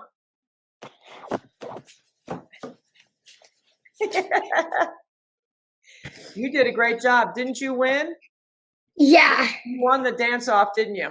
Yeah, so I won a gift code. A gift card. Gift card to what? I don't know. A Visa gift A card. Visa gift card And a coat. a shirt. What did you do with your Visa gift card? Did you buy your mom something? No, I buy me something, and that's what I got. What'd you get? Maybe the old store. Maybe the whole store. $15 gift card. It's not buying much. Yeah. Oh man, you should have won more than that. You did a good job. Yeah. Alan, what's your favorite sport? Basketball. I tackle football. You like football? Tackle. Tackle Okay. football. Tackle football? And what does Yeah. mom say about tackle football? No. That you're No. not doing it. No. You're not playing That's tackle. what my dad says. What's your dad say? Sign me up.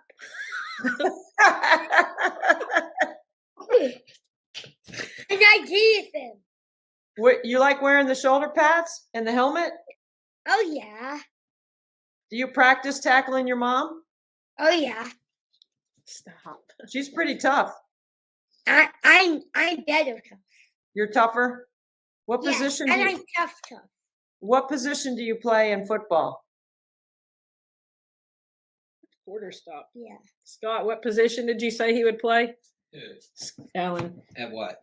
Football. He's going to be a defensive lineman. Hey Scott, Hello. Good morning. how are you?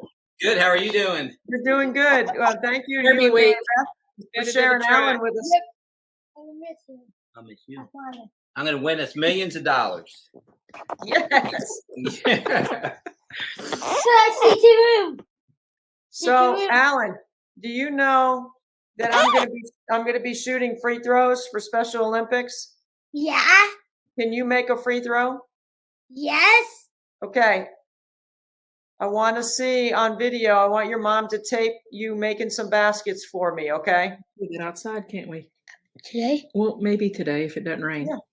Okay, that's But I'll fine. videotape you shooting some baskets and send them to Debbie. But when after this. Oh, you have to go to school after this? Maybe after school today if it's not raining. Yeah. Oh, come on, Mom. Let's shoot hoops and not go to school. Miss Debbie? Miss Debbie 2-1. We win. 2-1. Yes. Mary Beth, tell me a little bit about your experiences with Alan through athletics, because you're an athlete, you've worked in athletics, you know how important Special Olympics is to the overall development of Alan in your family. So share a little bit with us your experiences. Obviously sports are huge to us. I worked in athletics at the University of Louisville, and my husband still works in the athletic department there. So sports are a huge part of our family. The older girls play sports as well. Allie played basketball through high school, and Grace is a junior in high school, and she plays softball. So I played basketball and softball. So obviously love seeing the kids being in sports. Love seeing Alan play sports. Alan attends Christian Academy of Louisville, which has a program for kids with Down syndrome. I think there's about 32 kids with Down syndrome in the school. Wow. It's a K through 12 private Christian school. Grace is actually a junior there, and it's cool for us to kind of see life full circle because the first two kids that started the Providence school are now juniors in high school with Grace. So it kind of lets us see kind of big picture. You know, I know he's a mess. He's doing his stuff. Yeah. Kind of see big picture. Okay. I found this on the web. He's doing his thing. Check it out. You know, what life is going to look like as Alan gets older. He has been the only Providence student to play in their intramural basketball program that they have. Loves it, dribbles up the court, can't make a basket on a 10-foot goal, but gives it a great effort. This past summer was our first experience with Special Olympics because I don't know how it is everywhere, but you have to be 8 here first to, you know, play in their programs. And he did softball, which was really cool for me. You know, growing up, when he was younger, he played t-ball in our little community park league. But as he's gotten older, you know, you grow out of that, and then it's coach's pitch, and you're like, I'm not real sure if he's ready for that. But softball was a great experience for him. There was another little girl his age that was playing on the same team, so it was fun for them just to be out there together. They actually go to school together, so they know each other very well. And just to be included, like I think a hard part for us has been finding what's right for Alan. We don't want to, I don't want to say throw him in, but we don't want to put him in the regular leagues because it's a little harder for him to keep up. You want him to succeed. But we want him to be able to do the same stuff everybody else is doing. And he wants along to. with that, He wants to do all those things. Absolutely. Yeah. I want to be on a team, but my mom doesn't think I might go wrong. That is not true at all. So his Cal school team started at Mid-America. They have the basketball leagues here, and they put a team in. Well, come to find out, it was all like AAU teams. So the scores have been like 46-3. I mean, they've gotten it handed to them. But hey, he goes out there and holds his own. He may not be able to make baskets, but he'll play defense. He'll run up and down the court. The coach is great. He'll play him for like a minute or two at a time. And then, he gets minutes just like everybody else does. So that's been fun. But I'm looking forward to, as he's getting older, being more involved in Special Olympics and what they offer. Mm-hmm. I know softball, basketball, he probably tackle football. You're not going to win that one, Mary Beth. Tackle football, I think it's 3-1. Scott, your dad, Alan, and me against your mom. 3-1. Dad says, sign me up, right? Sign me up. Yeah, because when I want to play tackle football, every day when I say I want to play tackle football, if me and my dad, but I want to be on a team because I'm a good tackle, and I'm a good doing running to touchdown and make it in the Hall of Fame. Do you like to tackle the quarterback? Oh, yes. Yeah. What about the wide receivers? Yes. Do you like to block on the line? No. You don't like to block? You just like to He tackle? likes to pretend he's doing down, set, hut, and then just full arm take us down. He's strong. Maybe you can show me some video of that later. Oh, yeah. Let me see those pipes. Looking good, dude. Oh, yeah. I love it. Alan, what number do you wear in basketball? What number do you wear in basketball? My number was 14 at Cal. In school, his number's 14, but what's your number for basketball? Number for basketball is actually 14. Okay. And what Who about else wore football? number 13? Who wore number 13 when they played basketball? I don't know. Your mother? Are you wearing your mom's number? Yeah. Patrick wore my number at Louisville. What? 12. Yes. 13 was mama's number, wasn't it? No, you made it up. I didn't make it up. Is your mom lying? Yeah. She's not making And tell Miss Debbie, what number does Grace wear in softball and why? 21, because she has Down syndrome. No, you have Down syndrome, No, but I have Grace Down wears number 21 21. because there's 3 siblings. She's siblings. And Grace and Yaya was the most annoying person in our family, Grace Norton. The most important person in your family is Grace Norton? He said annoying. The most annoying. Alan, you crack me up. I love hanging out with you. I've known your mom for a long time. Mary Beth, you and I connected through hoops a long time ago. And, for when you learned about, you knew about Frankie before you had Alan. Yes. Tell us a little bit about, how our connection and how Frankie and Alan are very similar in personalities, actually. Very similar.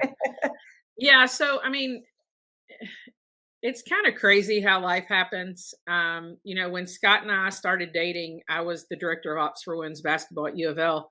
Allie and Grace were 5 and 3. And it was kind of one of those things like, this isn't what I want life to look like being on the road all the time. And so I got out of athletics and went to work for our family's business in Somerset, where I'm from. But, looking back now, 10 years ago when I was pregnant with Alan and found out, he had a heart defect, he had Down syndrome, all these things, it was kind of, God's timing, okay, this is why you got out of athletics. And I still, as could have made it work. Everything, would have been great, but not to know, knew nothing. You read all these things and it's like people told me over and over again, stop reading what you read on the internet. But I look back and think about, you were one of the first people that I thought of and mentioned to Scott when we found out Alan had Down syndrome, because, we see you obviously do what you do and do great at it. And then, there's Frankie, and the ceiling was non-existent for him. The way that things that you all had him involved in, seeing videos that you posted of him with a personal trainer. And then, it gives us, I think you think about kids and, we talk about what's next for Alan. Of course, he's like, I'm going to college. I'm doing this. I'm doing that. And you're like, yeah, you are. You are going. And I think that's what's nice for Scott and I is, the girls being older, they're 18 and 16. By the time Grace is out of undergrad, Alan won't even be out of high school. So it's like we have, we'll be able to up and move if we need to get closer to a Clemson life or NC State or, somewhere that has programs that, somewhere that has programs for, Alan to succeed and get a college education. And I think that's what's, really cool for me to, us to look at and think about as a family is that the sky's the limit for this kid. Hey, that's a good thing. That's me. Yeah, that's you. That's you. You and are it's a rock kind of the star. same thing, he has, we push him to do the same things that we push the other two to do. Of course. Whether it's chores, whether it's, cleaning his room, expectations that we have for him. If he has a bad day at school, he doesn't get his iPad after school. If he has a bad day at school, he has consequences here that he's not going to get rewarded for making bad choices at school. That was my thing too. Mary Beth, anything with an on-off switch, Frankie would lose if he made a bad choice. And Alan, do you make good choices? Yeah. All the time? Yeah. Daddy, why are you doing that face at me? His thing right now he's getting in trouble for is arguing with his teacher's aide. Uh-oh. He's trying to be always right. He's not always right. Alan, are you being nice to your teacher's aide? Yeah. All the time? That's what's really cool about Cal, where he goes to school. So he has have fun at the track. Well, we want them to be held accountable. We want them to suffer absolutely. And his consequence for a bad choice. It's not they get a free pass just because they have Down syndrome. In the fall with his third grade teacher, she said, I want him in the room more often. So he's pulled out for math. No. Yes. That's illegal. Math and reading. So he's pulled out of the classroom for math and reading. She wants him in there the rest of the time because he's just as capable as the other children. That's right. And that's important to us. We want him to be held accountable. We want him to be doing the same stuff the other kids are doing, even if it is modified. So, and that's, and you and I have talked a little bit about this. During COVID, I started my own nonprofit. We have a golf scramble every fall, All In for our All In for Allen, and raise about $20,000 a year in our golf scrambles that we're able to turn around and give back to programs, whether it's Down Syndrome of Louisville, Cal, Special Olympics, that, benefit Allen and, other children with, disabilities. So it's been fun. We're hoping to do more with it. Obviously, I would love to do 24 hours here in Kentucky. We're going to get to that. I couldn't shoot for 24 hours. You don't have to. The other night, and Allie was like, "Could you do that?" And I was like, "I could maybe do an hour." But I also had to make sure they realized, like, you train for this. Like, this isn't something you just go out and shoot for 24 hours.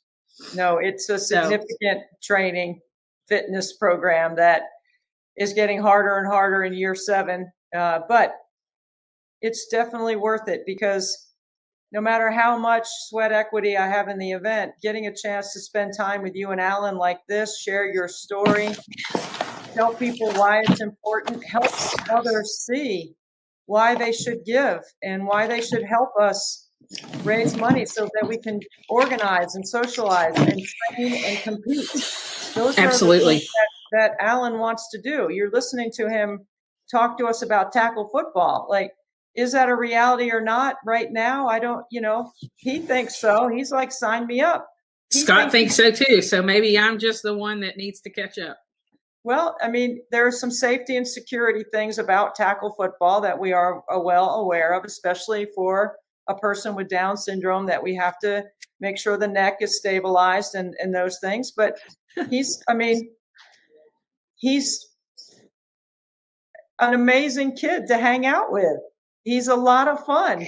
And if you got any video of him dancing at midcourt during the ACC tournament, send it to us, because I want to share that. Like, that was one of the highlights of the whole week. Was watching. It was fun, after that, like, even Saturday, walking around in downtown Charlotte, people were like, wait, that's that kid that was dancing at half court. Like, people taking pictures with him. And it just, like, he truly brings a smile to us, to people's faces. And it's even during the game. I think it was the first night, Thursday night. No, Mom. Stop. I'm talking. Don't interrupt. That's your chapel lesson for this week, is it not? Um. Don't interrupt. Even watching Frankie interact with people during the game Thursday night and after the game in the tunnel, like, it's like they're celebrities, like, how could you not love these kids? Right. Well, can I say something? So fun. Okay. So, Miss Debbie. Yes. So, when he said, when I was on the court, what day was it? Saturday night when you were dancing? No, Friday night you were dancing. No. What day did we visit college? What day? We went to Charlotte on Thursday. Okay. So we went to college on first day. And I was on the court. That was on Friday when you were dancing. Yeah, but I when saw I you. was done. Yeah, but I say, you the famous kid. I was so kid. You doesn't know you. And it just stopped. I took pictures of me, and I know you can smile to everyone. Mom, Dad, Yai, Makes us happy, doesn't it? everyone except me. Because if I'm not happy, my mom doesn't need to be happy too. Yes, you're right. If you're not happy, your mom is not going to be happy. But if your I told you. If your mom is happy, are you happy? No. You're being silly. Yes. Allen, I am so glad you and me are friends. I love hanging out with you. And you know what? I'm going to try to come to your golf tournament one of these years. I want to come and play golf with you. What do you think? Will you let me play? I bet Miss Debbie's a good golfer. Probably not. What? I am a good golfer. Why do you think I'm not a good golfer? It could be me, you, Dad, and Miss Debbie. No, it could be me, Gigi. Gigi. Not you. Miss Debbie, and Jace. Who's better at golf, me or Dad? Dad. You just lied. She went to the waters 5 times. She what? 5 times? I went where? In the water. In the water. I She didn't hit know it in the water 5 times? Yes. Did you hit it in the water? No. I went over the. I went over. The Did you hit it in the sand?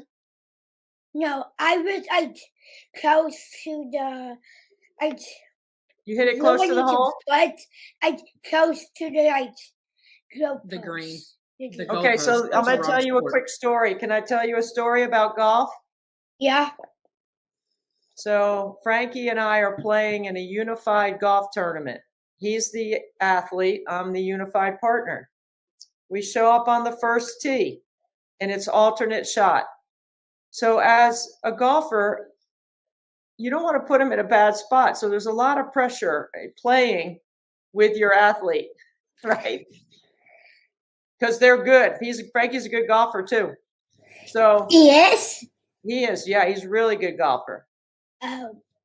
So we get on the first tee, and there's another twosome playing with us. So there's 4 of us playing off the tee. Yeah. The other twosome has a young man who's about, I'd say 26, 27, played college golf. And he has his athlete is a young woman on the autism spectrum. So we get to the first tee, and the unified partners are all hitting from the same tee. The athletes are hitting from a different tee. So I get up, and I'm just the first tee, right? And I hit it, and I go right down the middle. I hit a good shot. I'm like, whew, right? This kid gets up, and he swings it, and he bombs it like 60 yards past me. Okay? I'm like, this is going to be a long day. I get in the golf cart with Frankie, and Frankie taps me on the shoulder. He says, I want him. He tried to trade me on the first tee. I said, That's no, something you would do, wouldn't it? we can't trade. You got to be with me. So we play. I didn't realize that the 2 of us were in different flights, because I'm thinking that if they're in the same flight as ours, well, we end up winning a gold medal in our flight. We get on the stand, and the unified partner gets on the stand with him, which I had never experienced before. Frankie had already been on the gold medal stand for swimming and other things. Yeah. We get on, and they put the medal over Frankie's neck, and they put the medal over my neck, and we're standing on the gold part of the platform. And Frankie looks at me and he says, Mother of the Year. And I go, yeah. That's my saying all the time. I want your mom to win an award this year called Mother of the Year. Do you think she can win it? No. You what? You don't think I would be Mother of the Year? No, I would be Son of the Year. Yeah, you would be Son of the Year. Alan, you It's are the always best. a competition. Doesn't matter if it's this a game of Uno. We're a competitor over here. I'm a competitor. That's a good thing. It's a good word. Yeah. Thank you both for spending time with us on 24 Hours Nothing But Net. We're You're going to work welcome. on golf. We're going to work on 24 hours in Kentucky. We're going to get that done. I'm in the Nate 24 hours. If he doesn't make it, cost this a fool. Consequence of my own. Yeah. Thanks. And that's what it's gonna be. What? What's You have to go on an airplane, and when you have to like fly off on an airplane, and I have to float water balloons at You're you. going to throw water balloons at me out of an airplane No, while you go down. while I go down? What? Nice. Does she have a parachute? No. That's Alan, why I want to do that. I mean, anybody watching this, I don't know how you cannot be entertained and want to get involved in Special Olympics. This guy right here is a ton of fun. Mary Beth, you're an awesome family. And I'm so glad that our paths got reunited again this year through Louisville Athletics. So thank you so much for taking time. And Alan, I'm so sorry you had to miss some school to do this. Excuse you. Say thank you, Miss Debbie. Hey, Miss Debbie. All right, I'll Thank see you you. soon, See okay? you. Bye.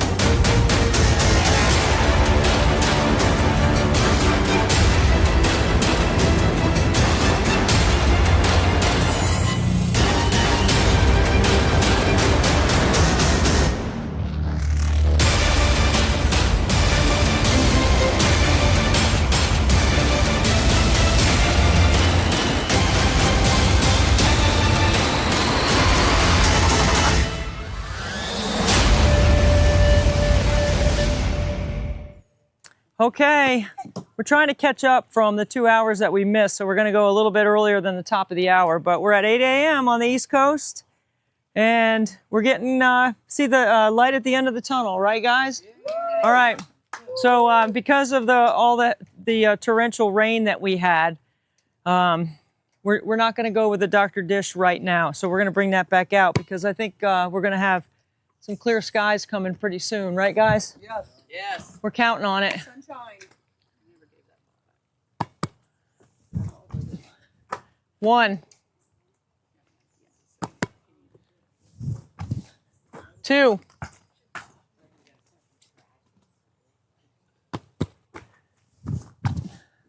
3, 4,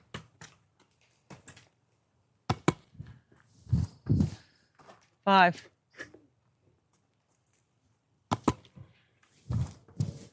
6, 7, 8, 9, 10,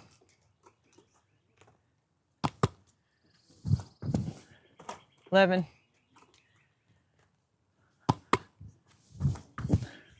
12,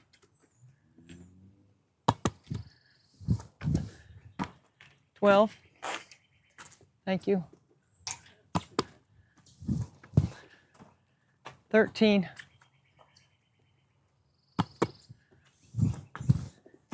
14.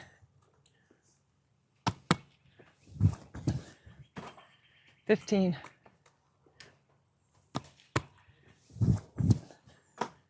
16. 17.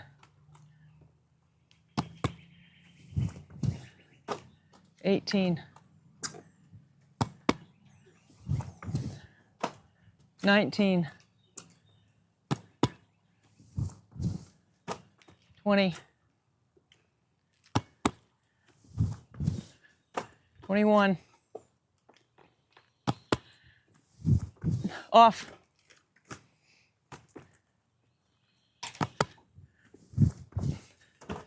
22.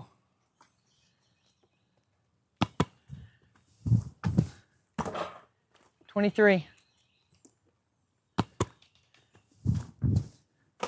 24. 24.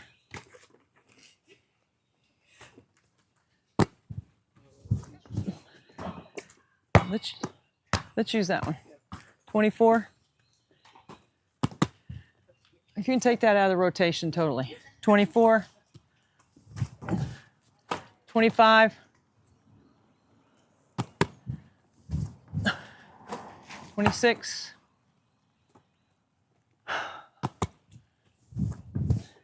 27. 28. It's good. 29. 30. 31.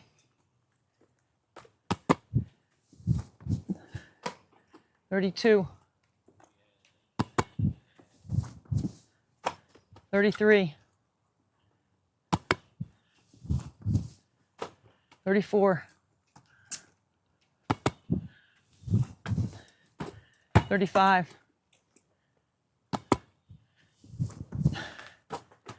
36, 37, 38,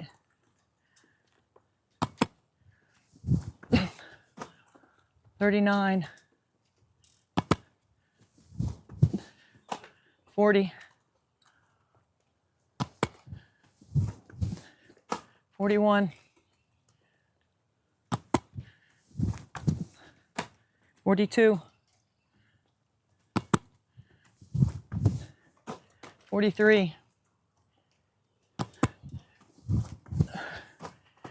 44, 45,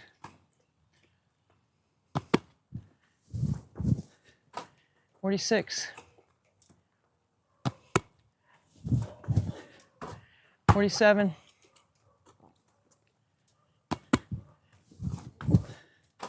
48, 49, 50,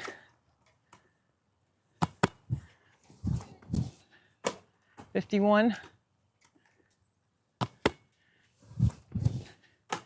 52, 53, 54, 55, 56, 57,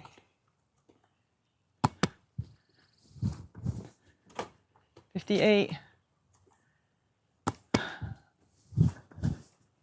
59, 60, 61, 62, 63, 64, 65, 66, 67,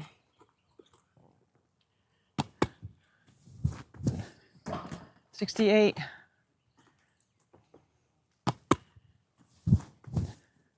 69, 70, 71, 72, 73, 74, 75, 76, 76,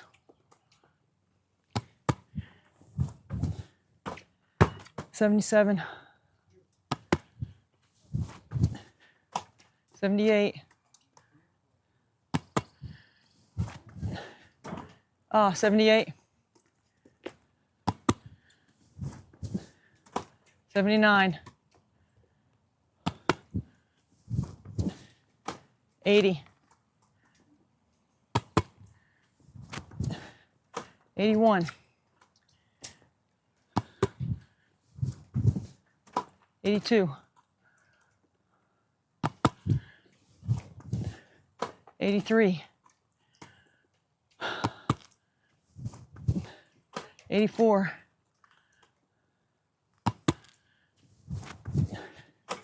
85, 86. Oh, 87.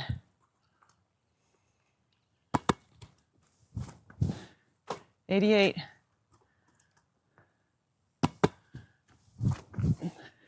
89. 90.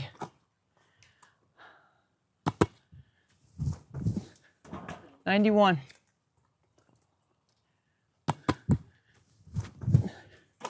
92. 93. 94. 95. 96. 97. 98.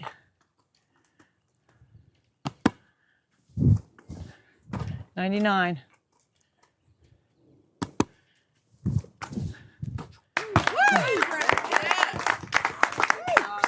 All right. Good job, rebounding team. Good job. Woo! Okay, that's at 8 o'clock. I'm 200 behind, so I have to make them up at some point. So we're going to run this next interview with my buddy Diane Richardson, who's the head coach of Temple. And then we're going to make another 100, try to catch up, or 150 or something. We got to catch up on the rain delay and the weather we experienced. Okay, William, thank you. Hey, how about this? While we're doing the Zoom, we have Diane Richardson, the head coach at Temple, who's backstage, who's now with us because Mary Beth and Alan are so entertaining that it's just irresistible to be able to not spend some time with them. I mean, like, come on, this is amazing, right, Diane? How are you? Absolutely. Sorry, Mary Beth, you hit the ball in the water 5 times. Alan, Coach Diane coaches basketball at Temple. Do you know where Temple is? Yeah. You do not. Where is it? You don't know? You got to tell the truth, Alan. You got to tell the truth. See, you hear Miss Debbie? You got to tell the truth. I don't want to tell the truth, if my mom knows. You're going to tell us a secret? Wait. You're going to tell me a secret? Uh-oh. Can Miss Diane hear it? No. Yes, you can. What if I just close my ears like this? Yeah. Hey, you know what, Miss Diane's mascot is where she coaches? It's an owl. And you know what it does the whole time the game goes? What? Really? Who? Owls. Okay, close your ears. Close my ears? Okay. What? I can't hear you. She can't hear you. You got to tell her. I have to see to my mom. What? I didn't hear what he said. Fine. Open your ears. Okay, you can Said he open had a your ears, secret Miss about Diane. his mom, but then he said, "Never mind. Open your ears." Oh, okay. Okay. Nice it is about my mom. Every day and every night. Mrs. mad at me. She's so moody and she's so crazy. I'm cranky and moody. Well, do you make her cranky and moody? No, Well, how come she gets cranky? I don't know. Do you listen Yeah, but from my dad. to your dad? Yeah. Oh, so Coach Diane, what would happen to your players if they didn't listen to the boss? Ooh, I think they might have to run or something. Ooh, What? they might have to run Yeah. Oh, wow. when they get in Yeah. trouble because they don't listen to coach. How Okay. important is listening? Very important. That's probably the most important thing is listening. And what's mom say to you every morning before you go to school? Turn on what? Hold on. I don't know. Show them. What do I say? Turn on my pain. Well, that too. But turn on what else? You're what? Years. You are so silly. You know the answer. Yeah, we Hey, have to tell turn on Coach our ears. Richardson, who's your favorite basketball coach? Sit down. Who's your favorite basketball coach? There's two. Who are they? So Pat Kelsey Pat Kelsey. and Coach Baum. Coach Brom. Are Oh, those Coach your Brom? coaches? You said Coach Brom? Coach Walls used to be on that list. What happened to him? So he got fired because when he won, he wanted to go. He made nobody do, and then he got off on the team. Did he get a technical foul and he got fired? Is that what happened? Yeah. And so he's number 3? Is he your third favorite now? No. PK took the lead, didn't he? Ninth. He's ninth. Oh, ninth. Oh, Is Coach what happened Richardson number to the 3? Technical foul. You just No, move he's number right one. on down. He's number 1. Coach Richardson, you're number 1. Oh, yay! Number 2. Debbie.